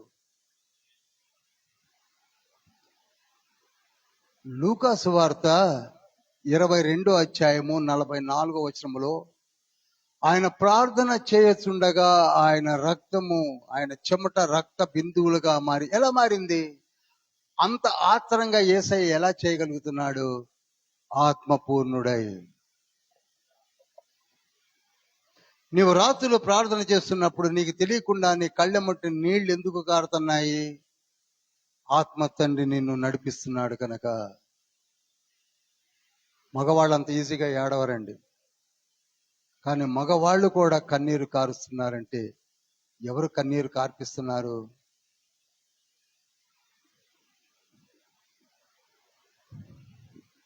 ఆత్మ తండ్రి. 26వ వచనంలో చదవండి ఒకసారి, 8:26లో, ఆ ఆత్మ తానే వచింప సత్యం. ఆత్మయు మన బలహీనతను చూచి సహాయం చేయుచున్నాడు. ఏలయనగా మనము యుక్తముగా ఎలాగు ప్రార్థన చేయవలనో మనకు తెలియదు గాని, యుక్తముగా ఎలాగు ప్రార్థన చేయవలనో మనకు తెలియదు కానీ, ఉచ్చరింప శక్యము కాని మూలుగులతో మూలుగులు అంటే మార్నింగ్స్ అంటాం ఇంగ్లీష్ లో. ఉచ్చరింప శక్యము కాని మూలుగులతో ఆ ఆత్మ తానే మన పక్షముగా విజ్ఞాపనం చేయుచున్నాడు. మారు మనసు పొందింపజేసేది ఆయనే. తీర్పున్నదని ఎలా ఉంటుందో చెప్పేది ఆయనే. పవర్ ఓవర్ సిన్ చూపించేది ఆయనే. తప్పు చేయకుండా కాపాడేది ఆయనే. చివరికి బైబిల్ ఎలా చదివేది నేర్పేది ఆయనే. చివరికి ప్రార్థన కూడా ఎలా చేయాలో నేర్పించేది ఆయనే. అంత గొప్ప తండ్రి, అంత మంచి తండ్రిని మనం పట్టించుకోవట్లేదు.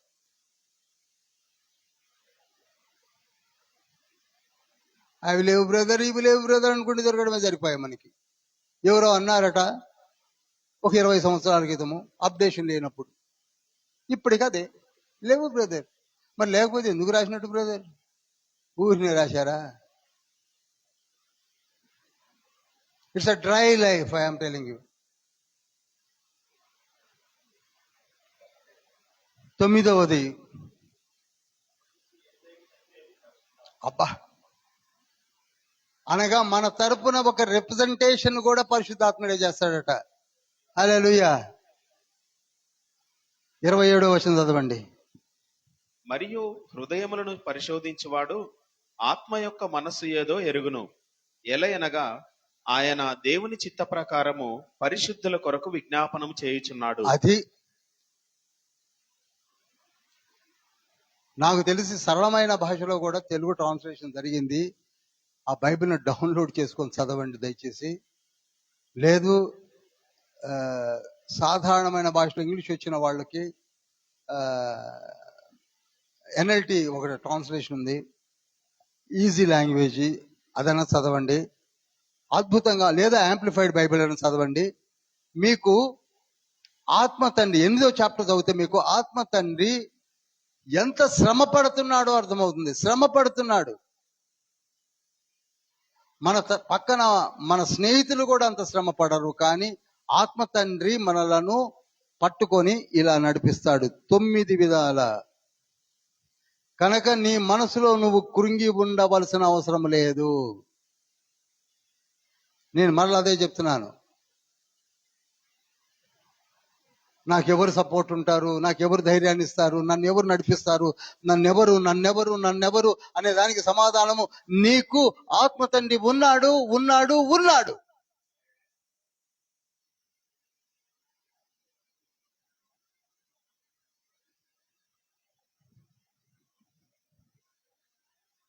చచ్చిపోవడం మంచిది అనుకున్న రోజులు ఉన్నాయి. ఈ కుటుంబాన్ని నేను ఈదలేనని రోజులు ఉన్నాయి.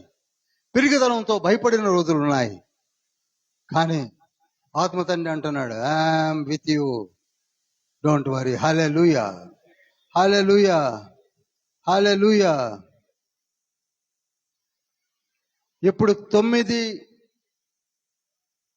రత్నాలుగా నేను వివరించిన మాటలను పరిశుద్ధాత్ముడే మనకు నేర్పి మనలను నడిపించి చెయ్యి పట్టుకొని పరలోక రాజ్యములోనికి వెళ్ళు వరకు కూడా ఆయన వదిలిపెట్టాడు. అందుకే ఈ 9 విషయాల్ని చెప్పి ఇంకో చక్కటి మాటలు వాడాడు. ఇది జాగ్రత్తగా చూడండి. 28వ వచనం చూడండి. దేవుని ప్రేమించు వారికి అనగా ఆయన సంకల్పము చొప్పున పిలువబడిన వారికి మేలు కలుగుటకై సమస్తమును సమకూడి జరుగుతున్నవని ఎరుగుదుము. ఇక్కడ మనము ఎవరైతే ప్రేమిస్తున్నారో వారినే తండ్రి పిలుచుకుంటున్నాడు, వారినే తండ్రి ఏర్పరచుకుంటున్నాడు, వారినే తండ్రి హృదయంలో వారిలో ఈ మాటలను విత్తింప చేస్తున్నాడు. అలా వచ్చిన వాళ్ళమే మనం అందరం. ఊరినే రాలా. ఎక్కడనో ఆ మంచి విత్తనముని హృదయం అనే నేలలో పడ్డది కనుకనే నువ్వు వచ్చావు.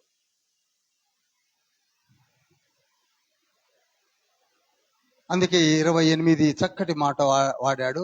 30లోకి వచ్చేసరికి పిలిచిన వారిని ఏం చేశాడు? ఆయనే రక్షించుకున్నాడు, ఆయనే బలపరిచాడు, ఆయనే సమస్తము నీతిమంతులుగా మారుస్తున్నాడు. నీతిమంతులుగా మార్చి పరిశుద్ధాత్మను ఉంచి అన్ని కార్యములు. చూడండి ఎంత చక్కటి మాటలు ఉన్నాయో. 30 చదువుతున్నా చూడండి. ఎవరిని ముందుగా నిర్ణయించనో వారిని పిలిచెను, ఎవరిని పిలిచెనో వారిని నీతిమంతులుగా తీర్చెను, ఎవరిని నీతిమంతులుగా తీర్చెనో వారిని మహిమపరిచెను.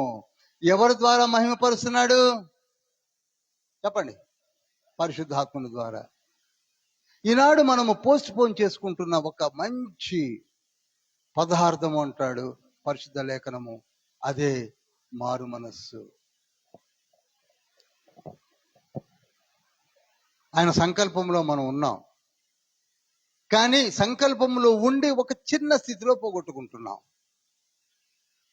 ఇక దీని విషయాల్లో చాలా చాలా డాక్టర్స్ వచ్చాయి. ఆ డాక్టర్స్ లో తలకాయ పెట్టుకుంటే మీరు పిచ్చోళ్ళు అయిపోతారు తప్ప, జాన్ కెల్విన్ సిద్ధాంతం అని, ఆర్మేనియన్ సిద్ధాంతం అని రకరకాలైనవి ఉన్నాయి. వాటి జోలికి మీరు పోవడం వల్ల పిచ్చోళ్ళు అయిపోతారు. అర్థమయ్యేవాడికి డిక్షనరీ కావాలి. అసలు ఇంగ్లీష్ పదమే తెలియనోడికి డిక్షనరీ ఎందుకు? వాడి ఇంట్లో 6 ఇంగ్లీష్ డిక్షనరీలు ఉన్నాయట, వాడికి ఇంగ్లీషే రాదు.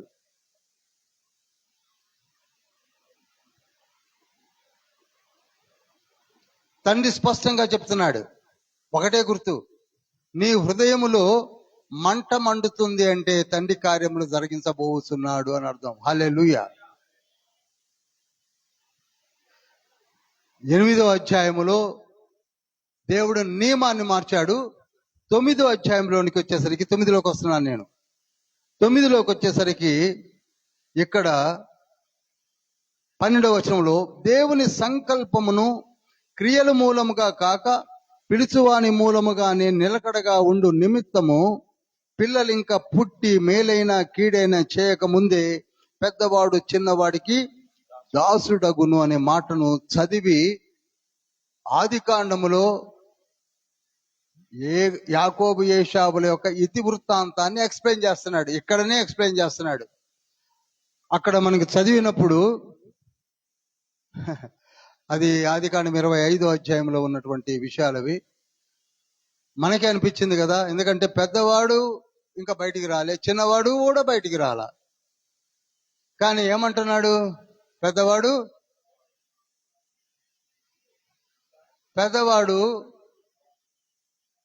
పరలోకానికి రాకుండా పోతున్నాడు, చిన్నవాడు పరలోకానికి వస్తాడు. ఒక విధంగా అర్థమవడానికి చెప్తున్నాను. అన్యాయస్తుడిగా కనపట్టలేదా? పుట్టక ముందే,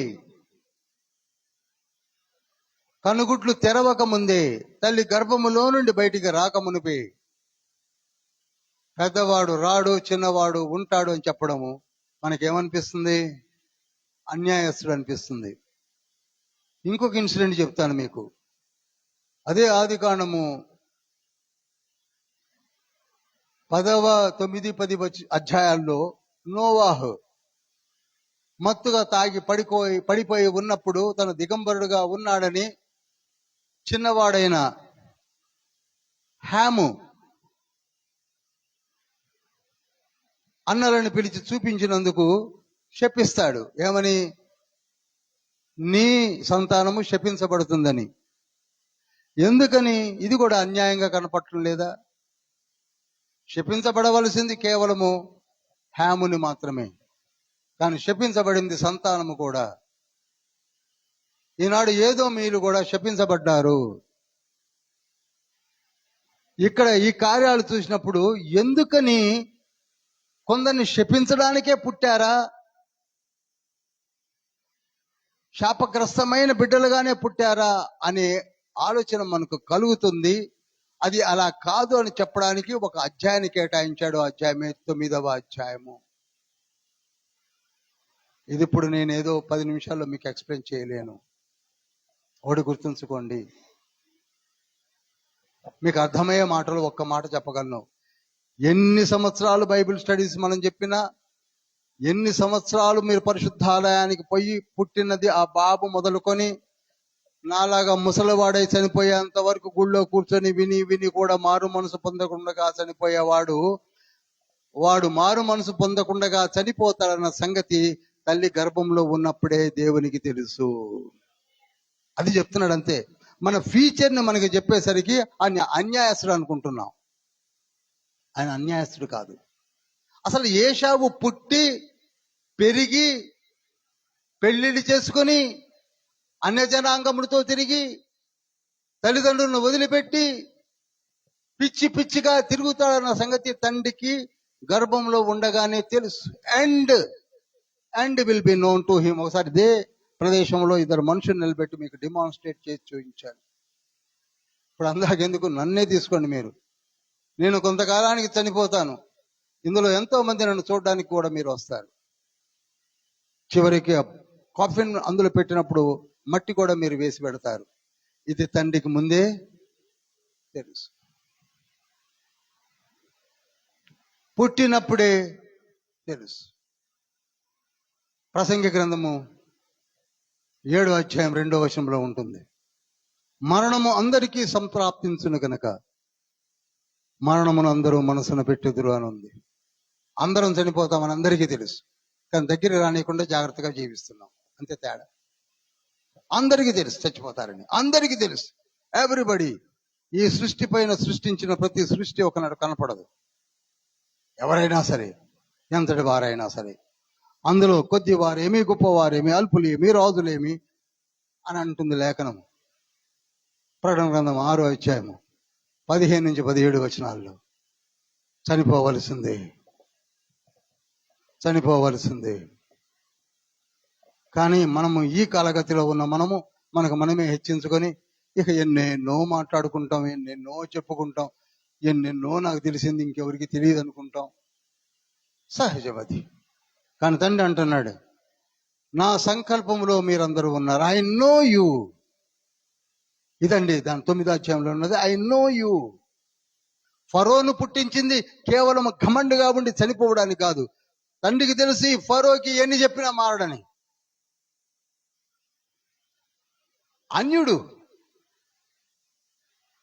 అన్యుడైన కోరేషు మారాడు. ఎజ్రా గ్రంథం 1వ అధ్యాయం 3-4 వచనాల్లో కోరేష్ అంటున్నాడు, I have been called from the haven.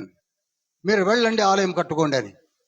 మరి అదే ఫరో దగ్గర పోయి మోషే నిలబడి చెప్తున్నాడు, my God is supreme God, he sent me to release all the slaves అంటే ఏమంటున్నాడు ఒకసారి చూడండి. నిర్గమకాండం 5వ అధ్యాయం 3వ వచనంలో ఏమంటున్నాడు? నిర్గమ 5:3, I know nothing about your God, I know nothing about your Yahweh, who is he. చదవండి 5:3. అప్పుడు వారు, హెబ్రీయుల దేవుడు మమ్మను ఎదుర్కొనెను, సెలవైన ఎడల మేము అరణ్యములోనికి 3 దినముల ప్రయాణమంత దూరం పోయి మా దేవుడైన యెహోవాకు బలి అర్పించుదుము, లేని ఎడల ఆయన మా మీద తెగులుతోనైనను ఖడ్గముతోనైనను పడునేమో అనిరి. అందుకు ఐగుప్తు రాజు, మోషే అహరోను, ఈ జనులు తమ పనులు చేయకుండా మీరేలా ఆపుచున్నారు? మీ బరువులు మోయుటకు పొండెనెను. మరియు ఫరో, ఇదిగో ఈ జనము ఇప్పుడు విస్తరించి ఉన్నది, వారు తమ బరువులను విడిచి తీరికగా నుండునట్లు మీరు చేయుచున్నారు. నేను 2:83 అన్నాను చూడండి. 2వ వచనంలో ఫరో అంటున్నాడు, నేను అతని మాట విని ఇజ్రాయేలీలను పోనిచుటకు యెహోవా ఎవడు? ఏమంటున్నాడండి? ఎవరంటుంది? ఏమంటున్నాడు? యెహోవా ఎవడు?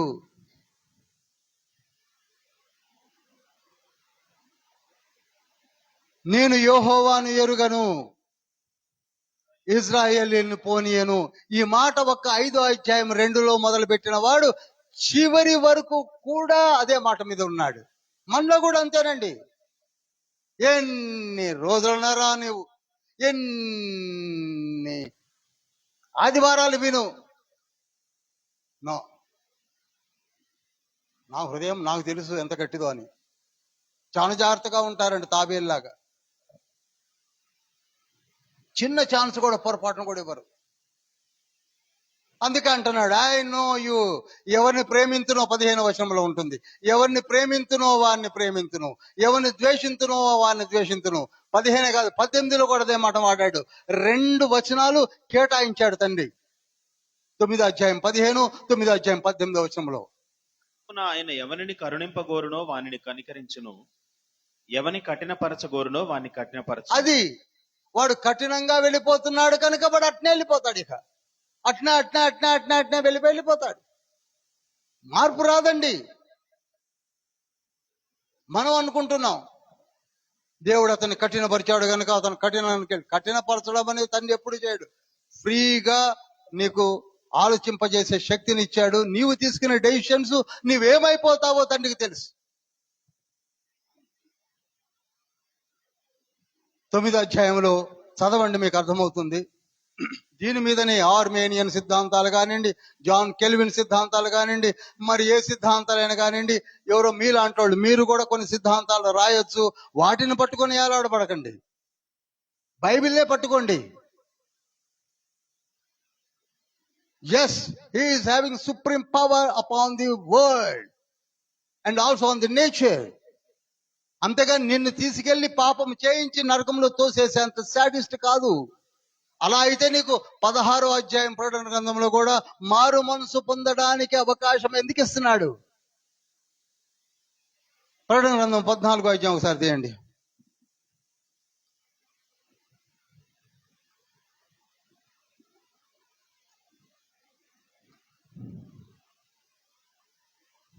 ఆరో వచనము. అప్పుడు మరి ఒక దూతను చూచితిని, అతడు భూనివాసులకు అనగా ప్రతి జనమునకును ప్రతి వంశమునకును ఆయా భాషలు మాట్లాడు వారికిని ప్రతి ప్రజకును ప్రకటించున్నట్లు నిత్య సువార్త తీసుకొని ఆకాశ మధ్యమున ఎగురుచుండెను. ఎందుకండి చెప్పండి? దూతకేం పనండి? మనుషులు అయిపోయారు చివరికి, ప్రవక్తలు అయిపోయారు చివరికి, సువార్థకులు అయిపోయారు చివరికి, శాస్త్రులు అయిపోయారు చివరికి. ఇక దూత వచ్చేశాడు, ఆకాశ మధ్యమున ఎగురుతూ. ఆయా భాషలు మాట్లాడువారు అనగా జెంటైల్స్, మనము. ఏం చేస్తున్నాడు? ప్రతి వంశమునకు, ఆయా భాషలు మాట్లాడు వారికి, ప్రతి ప్రజకు ప్రకటించుటకు నిత్య సువార్త ఆకాశ మధ్యమున బోధిస్తూ ప్రకటిస్తూ ఉన్నాడు. ఇంకైనా మారి చావండి.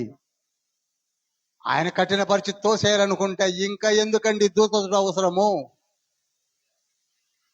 మీ సిద్ధాంతాలు పక్కకు పెట్టండి, చదవండి. He still giving long rope. నీ హృదయము నీకిచ్చాను, నీ హృదయము నీ ఇష్టం. ద్వితీయోపదేశకాండము 30వ అధ్యాయము 19వ వచనంలో ఏమని ఉంటుంది? ఇదిగో జీవమును మరణమును నీ ఎదుట ఉంచి ఉన్నాను, చాయిస్ ఇస్ యువర్స్.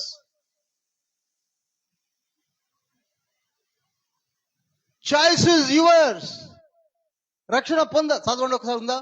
నేడు జీవమును మరణమును ఆశీర్వాదమును శాపమును నేను నీ ఎదుట ఉంచి భూమి ఆకాశములను మీ మీద సాక్షులుగా పిలుచుచున్నాను. చూడండి, చాయిస్ ఇస్ యువర్స్. ఇవన్నీ పక్కకు పారేసి నన్ను ఆయనే శపించేసి నరకంలో ఎందుకేస్తాడండి? ఏదలుచుకుంటే ఇంత సీన్ ఎందుకండి? ఇక బైబిల్ స్టడీలు ఎందుకండి? ఆదివారాలు ఎందుకండి? సిద్ధాంతాలు ఎందుకండి?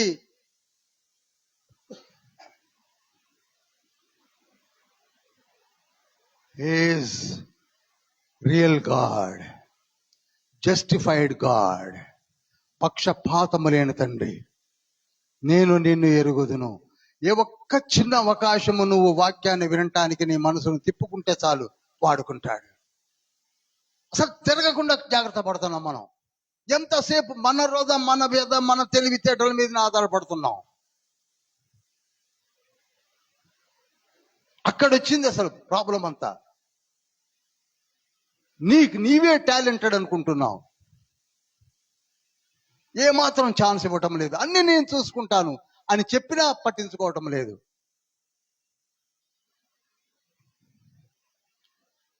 ఇక మీకు బాగా తెలుసు ఏశావు జీవిత చరిత్ర, యాకోబు జీవిత చరిత్ర గురించి వివరిస్తే అదొక రిట్రీట్ అవుతుంది. ఇక 10వ అధ్యాయంలోనికి వచ్చేసరికి, 10వ అధ్యాయంలోనికి వచ్చేసరికి ఇక్కడ రిలీజియస్ స్పిరిట్స్ గురించి చెప్పడం మొదలు పెట్టాడు. రోమీయులు రాసిన పత్రిక 10వ అధ్యాయము 2-3 వచనాలు చదవండి. వారు దేవుని యందు ఆసక్తి గలవారని వారిని గూర్చి సాక్ష్యమిచ్చుచున్నాను, అయినను వారి ఆసక్తి జ్ఞానానుసారమైనది కాదు. చూసారా? ఇలాంటి వాళ్ళు మనలో ఉన్నారు. ఆసక్తి ఉంది, బైబిల్ తెలుసుకోవాలని ఉంది, 66 పుస్తకాల గురించి కూడా క్షుణ్ణంగా చెప్పాలని ఉంది. కానీ అది ఏంటట? కాదు. రూట్ తప్పింది అక్కడ. నికలాయితు దారి తప్పాడు. నికలాయితు మామూలుడేం కాదు, దేమా మామూలుడేం కాదు, అలెగ్జాంద్రు మామూలుడేం కాదు, హుమనైను మామూలుడేం కాదు, ఫిలేతు మామూలైనడేం కాదు. మన జ్ఞానం ఏముందండి? మన జ్ఞానము చెప్పండి. ఏలయనగా 3వ వచనం, ఏలయనగా వారు దేవుని నీతి నెరుగక తమ స్వనీతిని స్థాపింప పూనుకొనుచు దేవుని నీతికి అది. దేవుని నీతి ఏమిటి? మారు మనసు పొంది బాప్తీసం తీసుకోవడం.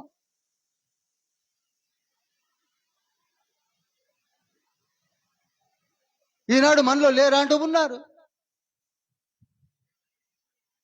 సబ్మిషన్ లేదు.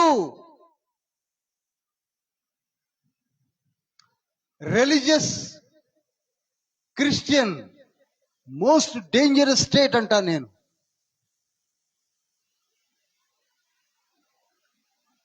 మూడవ యోహాను పత్రిక 9వ వచనంలో కూడా 7వ వచనంలో ఉంటుంది. 3వ యోహాను 7లో డియోట్రమస్ దేమేత్రి అనేవాడు ఒకడున్నాడు.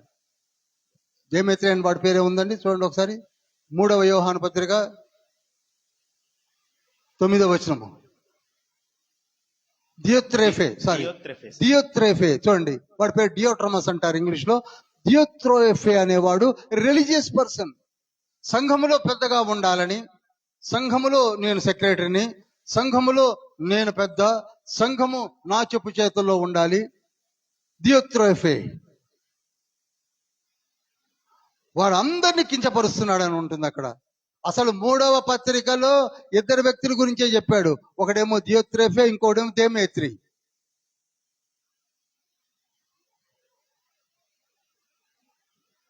ఒకడు రిలీజియస్ పర్సన్, ఇంకోటి స్పిరిచువల్ పర్సన్. మనలో కూడా రిలీజియస్ లైఫ్ ఎంతకాలము? నాకు 66 పుస్తకాలు వచ్చండి, దెన్ వాట్? వస్తే ఏంటి? నాకు 600 రెఫరెన్స్లు వస్తే ఏంటి? ఏమిటి లాభం? ఏమిటి?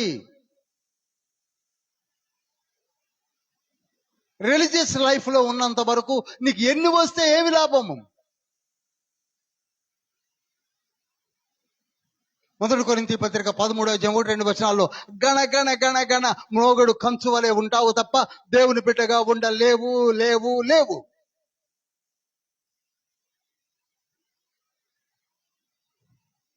పదో అధ్యాయంలో అందుకే ఇవన్నీ వదిలిపెట్టు, రిలీజియస్ లైఫ్ వదిలిపెట్టి నీ నోటితో ప్రభువుని రక్షకుడని అంగీకరించు, నీవు రక్షించబడతావు అని చెప్పాడు. ఇదండి. హల్లెలూయా, హల్లెలూయా. వదిలేసే మోకాళ్ళుని ఒక చిన్న ప్రార్థన చేయి. గంటలు కూడా చేయనక్కల. You start with the prayer. నేను అంటాను 5 నిమిషాలు ప్రార్థన చేసే వాళ్ళని చూసినా నాకు సంతోషమే. అది కూడా చేయని వాళ్ళు ఉన్నారు. అది 5 నిమిషాలు కావచ్చు, తర్వాత అది 50 నిమిషాలు కావచ్చు, తర్వాత 5 రోజులు కావచ్చు, లేకపోతే నీవు జీవితాన్ని మార్చేసే తండ్రి మనకున్నాడు. అందు నిమిత్తమే మనలో చాలా మంది బోధకులు ఉన్నారు, కాపర్లు ఉన్నారు. వారిని ఏర్పరచుకున్నది కూడా తండ్రి అని చెప్తున్నాడు, పరిశుద్ధాత్మ తండ్రి. ఇక్కడ అంటాడు చూడండి, ప్రకటింపవారు పంపబడిన ఎడల వాడు ప్రకటన ఎలా జరుగుతుంది? ఇందు విషయమై సువార్త ప్రకటించు వారి పాదములు ఎంతో సుందరములై ఉన్నవి అన్నాడు.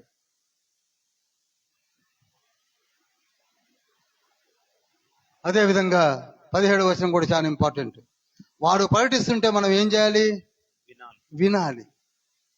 అది కూడా క్రీస్తును గూర్చిన ప్రకటన రావాలి, క్రీస్తును గూర్చిన సువార్తను వినాలి, క్రీస్తును ప్రకటించినటువంటి సమస్తమును విని నీ హృదయాన్ని సమర్పించుకోవాలి. దీన్ని హీబ్రూ వర్డ్ రెమాతో క్రిస్టో అని ఉంటుంది. నోట్ చేయండి, రెమాతో క్రిస్టో, REMATHO, రెమాతో క్రిస్టో, CHRISTO, రెమాతో క్రిస్టో. గ్రీక్ వర్డ్ అనగా క్రీస్తును గూర్చి వినండి.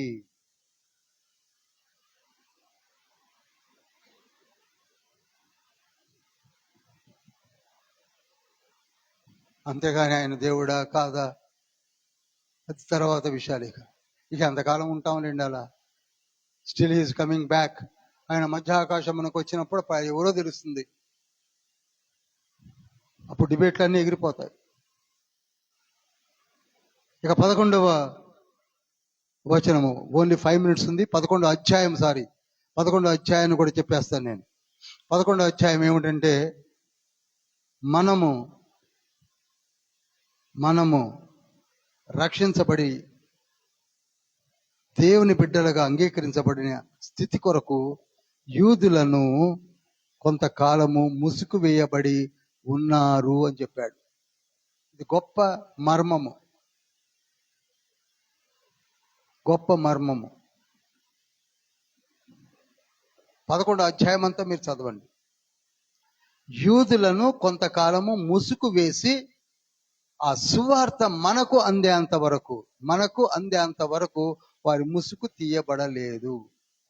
ఇంతవరకు జ్ఞాపకం చేసుకోండి చాలు, అర్థం చేసుకోండి చాలు.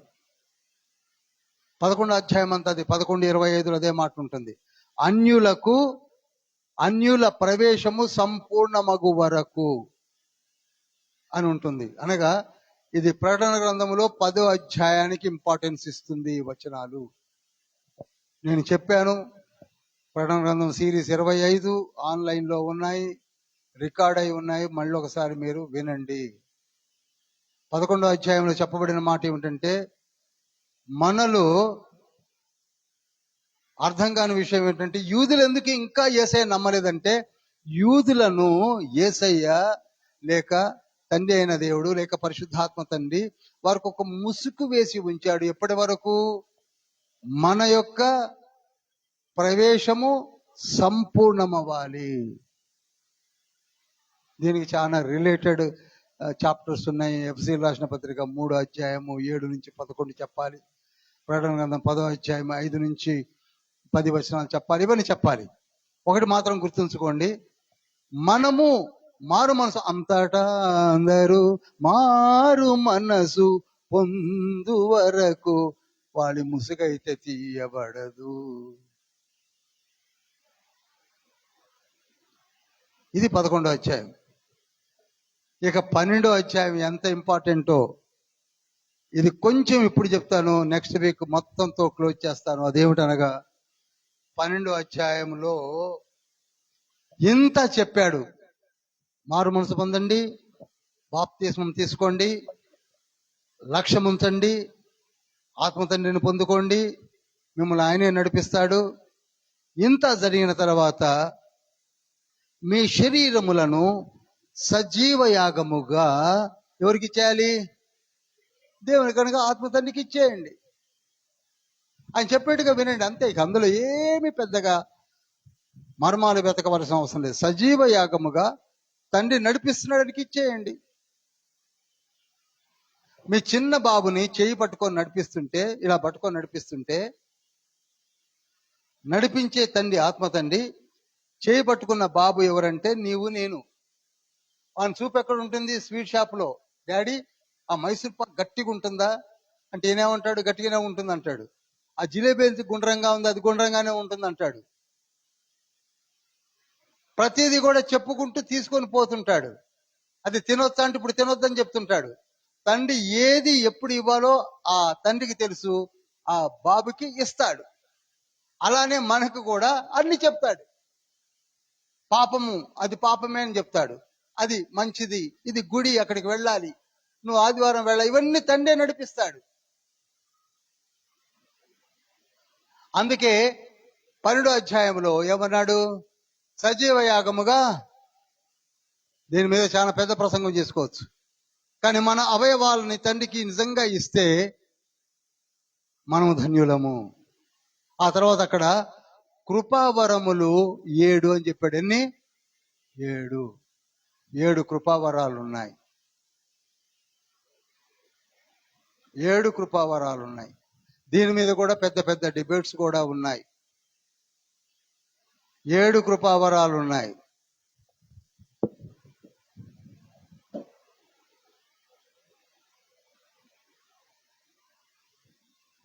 సమయం అయిపోయింది. నెక్స్ట్ వీక్ నేను చెప్తాను. 7 కృపావరాలు ఉన్నాయి కనుక 12, 13, 14, 15, 16తో నెక్స్ట్ వీక్తో రోమపత్రిక అయిపోతుంది. కష్టపడి చదవండి. మనం అనుకుంటున్నట్టుగా 7 కృపావరాలు మనకు ఇవ్వడానికి సిద్ధంగా ఉన్నాం. ఆత్మవరములు వేరు, కృపావరములు వేరు, పరిచర్యలు వేరు, రకరకాలుగా ఉన్నాయి. అన్నింటిని కలగాబలగం చేసుకొని మనం కన్ఫ్యూజ్ అవుతున్నాం. ఇందులో ఒక్కొక్కరికి ఒక వరం ఉంది. ఒకరు కేవలం పంచి పెడతాడు అంటే డబ్బులు ఇస్తుంటాడు, కేవలం డబ్బులు ఇస్తాడు, అది ఒక వరం. డబ్బులు ఇస్తాడు, పరిచర్య చేయిస్తాడు. మీకు ఎవరైనా ఎగ్జాంపుల్ గుర్తుందండి? డబ్బులు ఇచ్చి పరిచర్య చేయించడానికి, పరిచర్య చేయించిన వాడు ఎవరైనా గుర్తుందా?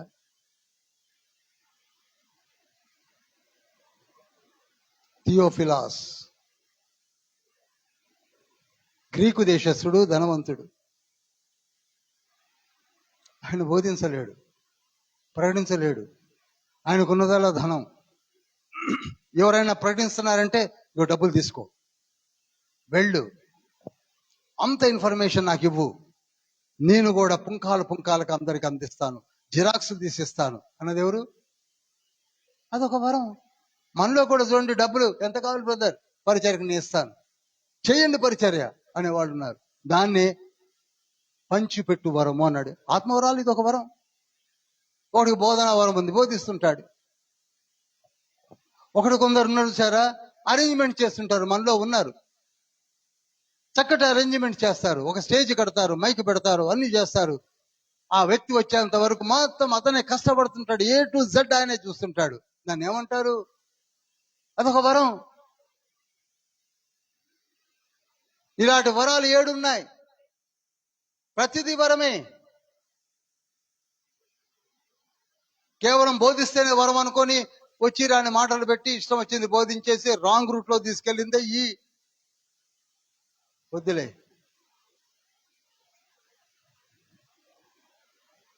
మొదటి తిమోతి పత్రిక 1వ అధ్యాయం 5వ వచనం చదవండి. ధర్మశాస్త్రోపదేశకులై ఉండకోరి ముసలమ్మ ముచ్చటలకు దిగిరి. ఈ రోజులలో బోధ అంటే ఏంటి? ఒక 2 మాటలట, ఒక 2 పిట్ట కథలట.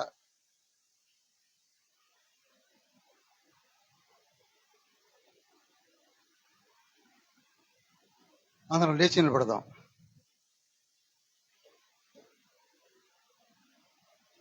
అందరం లేచి నిలబడదాం దయచేసి. ప్రభు మనతో మాట్లాడిన ప్రతి మాట కూడా, మరి ముఖ్యముగా 6వ అధ్యాయం నుంచి 8వ అధ్యాయం వరకు కూడా తండ్రి మనతో ముఖాముఖిగా సూటిగా మాట్లాడాడు. మనము మారు మనసు పొందాలని, మారు మనసు పొందింపచేయాలని, మరి ముఖ్యంగా స్వకీయులను రక్షించుకోవాలని ఈ పరిశుద్ధ బైబిల్ గ్రంథమును ఏర్పాటు చేసినందుకు అందరము కూడా మారాలి, అందరూ కూడా లేవాలి, అందరూ కూడా ప్రకటించాలి. అందుకే ఈ నిత్య రాజ్య సువార్త లోకమందంతటా ప్రకటింపబడాలని యేసయ్య తన శిష్యులకు చెప్పాడు. ఈనాడు మనల్ని ఏర్పాటు చేసుకున్నదే మాటలు చెప్పమంటున్నాడు. మనలో బలహీనులమై ఉన్నాము, తెలుసో తెలియకో పాపాలు చేస్తూనే ఉన్నాం. కానీ ఈనాడు తండ్రి మనతో మాట్లాడుతున్నది ఏమిటనగా, నీవు ఇప్పటికైనా అన్నిటినీ వదిలివేసి మారు మనసు పొంది బాప్తిస్మం తీసుకో. ఒకవేళ మారు మనసు పొంది బాప్తిస్మం తీసుకున్నట్లయితే ఆత్మ తండ్రి నడిపింపులో ఉండు. ఆత్మ తండ్రిని నిత్యము మహిమపరుస్తూ ఆయన మాటకు లోబడి ఉండు. ఆత్మానుసారముగా నడుచుటకు ప్రయత్నం చేయాలని చెప్తున్నాడు తండ్రి. అప్పుడు నువ్వు శరీరేచ్ఛలను నెరవేర్చవు. ఇంత గొప్ప నడిపింపు మనకిచ్చాడు. తండ్రి యొక్క అల్టిమేట్ గోల్ ఏంటంటే ఎస్కటాలజీ. మనమందరూ పరలోక రాజ్యములోనికి వెళ్ళాలి. చిన్నమందా మీరందరూ పరలోక రాజ్యములోనికి రావాలి. మీ కొరకు నేను ఆత్మ తండ్రిని ఏర్పాటు చేశాను. అంత మాత్రమే కాక దేవదూతలు సైతము మీ కొరకు ఏర్పాటు చేశాను అన్నాడు హెబ్రీ పత్రిక 1వ అధ్యాయం 14వ వచనములో. కీర్తనలు 34వ కీర్తన 7వ వచనములో కూడా అటువంటి ఏర్పాట్లలో మనం ఉన్నాము. మనం ఆయన బిడ్డలము, మనం ఆయన కుమార్తెలము. మన కొరకై తండ్రి అహర్నిశలు అన్ని ఏర్పాట్లు చేసి ఉన్నాడు. మనమే దూరంగా ఉంటున్నాము. నీవు మార్చుకో, నైజాన్ని మార్చుకో అని తండ్రి చెప్తున్నాడు. నోరు తెరిచి ప్రార్థన చేయండి, నోరు తెరిచి ప్రార్థన చేయండి ప్రియులారా. సహజము, మన శరీరం ఎప్పుడు సుఖాన్ని కోరుకుంటుంది, మన శరీరం ఎప్పుడు తిండిని కోరుకుంటుంది, మన శరీరం ఎప్పుడు ఐహిక విచారాలను కోరుకుంటుంది, మన శరీరం ఎప్పుడు కూడా ఏదో మనలో ఉన్నదని ప్రైడ్నెస్ ని కలిగిస్తూ ఉంటుంది. తండ్రి అంటున్నాడు, సజీవ యాగముగా నీవు ఆత్మ తండ్రికి అప్పగించు. ఆత్మ తండ్రి చూసుకుంటాడు, ఆత్మ తండ్రి నిన్ను నడిపిస్తాడు. నేను నీకు తండ్రినై ఉన్నాను, నేను నీకు దేవుడినై ఉన్నాను, నేను నీకు రక్షకుడునై ఉన్నాను. యోధా పత్రిక 25వ వచనంలో అంటాడు, నిన్ను రక్షించడం కొరకే నేను దిగి వచ్చాను. ఇంత గొప్ప రక్షణ నిర్లక్ష్యము చేయకండి అన్నాడు హెబ్రీ పత్రికలో. మనము నిర్లక్ష్యము చేయవద్దు. హల్లెలూయా, హల్లెలూయా, హల్లెలూయా. ప్రార్థన చేయండి. ఒక్క సౌండ్ కూడా వినపడటం లేదు. ప్రార్థన చేయండి. యేసయ్యా, యేసయ్యా మీరు నాతో మాట్లాడారు అయ్యా. పాప నియమములో కొట్టుమిట్టాడాను, పాప నియమము నన్ను ఇంతవరకు వెంటాడింది. నేను మారు మనసు పొందకుండానే జీవించాను, కానీ మారు మనసు పొందుతాను, బాప్తిస్మము తీసుకుంటాను. ఆత్మ తండ్రి నాకు కావాలి. ఆత్మ తండ్రి నాలోనికి రా ప్రభువా. నేను ప్రార్థన చేస్తాను. 9 రత్నముల లాంటి వచనములను మీరు మాకు చూపించారు. 9 రత్నముల లాంటి వాగ్దానములను మీరు మాకు చూపించారు. ఆత్మ తండ్రి చేయు కృపలో మేము నడవాలి. Hallelujah, hallelujah, hallelujah. Take a stern decision. ఒక కఠోరమైనటువంటి నిర్ణయాన్ని తీసుకుందాం. మనము మన జీవితాన్ని కట్టుకొని మన కుటుంబాలని తండ్రి పాదముల చెంతకు నడిపిద్దాం. మనము మన తండ్రి మన కొరకే ఏర్పాటు చేసిన మార్గంలో నడుద్దాం. ఆత్మదేవా నన్ను నడిపించు. యేసయ్యా మీ రక్షణ నాకు కావాలి.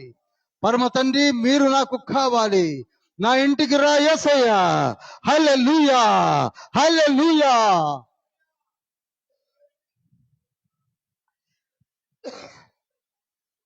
Thank you my Lord, thank you Jesus. Bible స్టడీని దీవించండి, ఆశీర్వదించండి. రోమా పత్రికలో ఉన్న విశిష్టతను మీరు తెలియజేశారు. ఇంకా మున్ముందు అనేక విషయములను తెలియజేసి మమ్ములను ఒక క్షేమకరమైన జీవితములోనికి నడిపించి మీ బిడ్డలుగా ముందుకు సాక్షార్థమై నిలబెట్టుకునమని మా మధ్యలోనికి నడిపించిన ప్రతి బిడ్డ దూర ప్రాంతంలో నుంచి వచ్చిన వారిని ముట్టి దీవించి ఆశీర్వదించండి. కాపరులున్నారు, సువార్థికులున్నారు.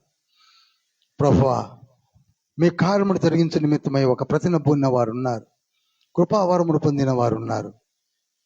మమ్మల్ని మేము మీ పాదము చెంత తల వంచి ప్రార్థిస్తున్నాం. మమ్మలను మా కుటుంబాలను మట్టి దీవించమని, ముట్టి ఆశీర్వదించమని, బైబిల్ స్టడీని దీవించమని మా ప్రార్థన ఆలకించి మా గర్భఫలమును మీ పాదము చెంత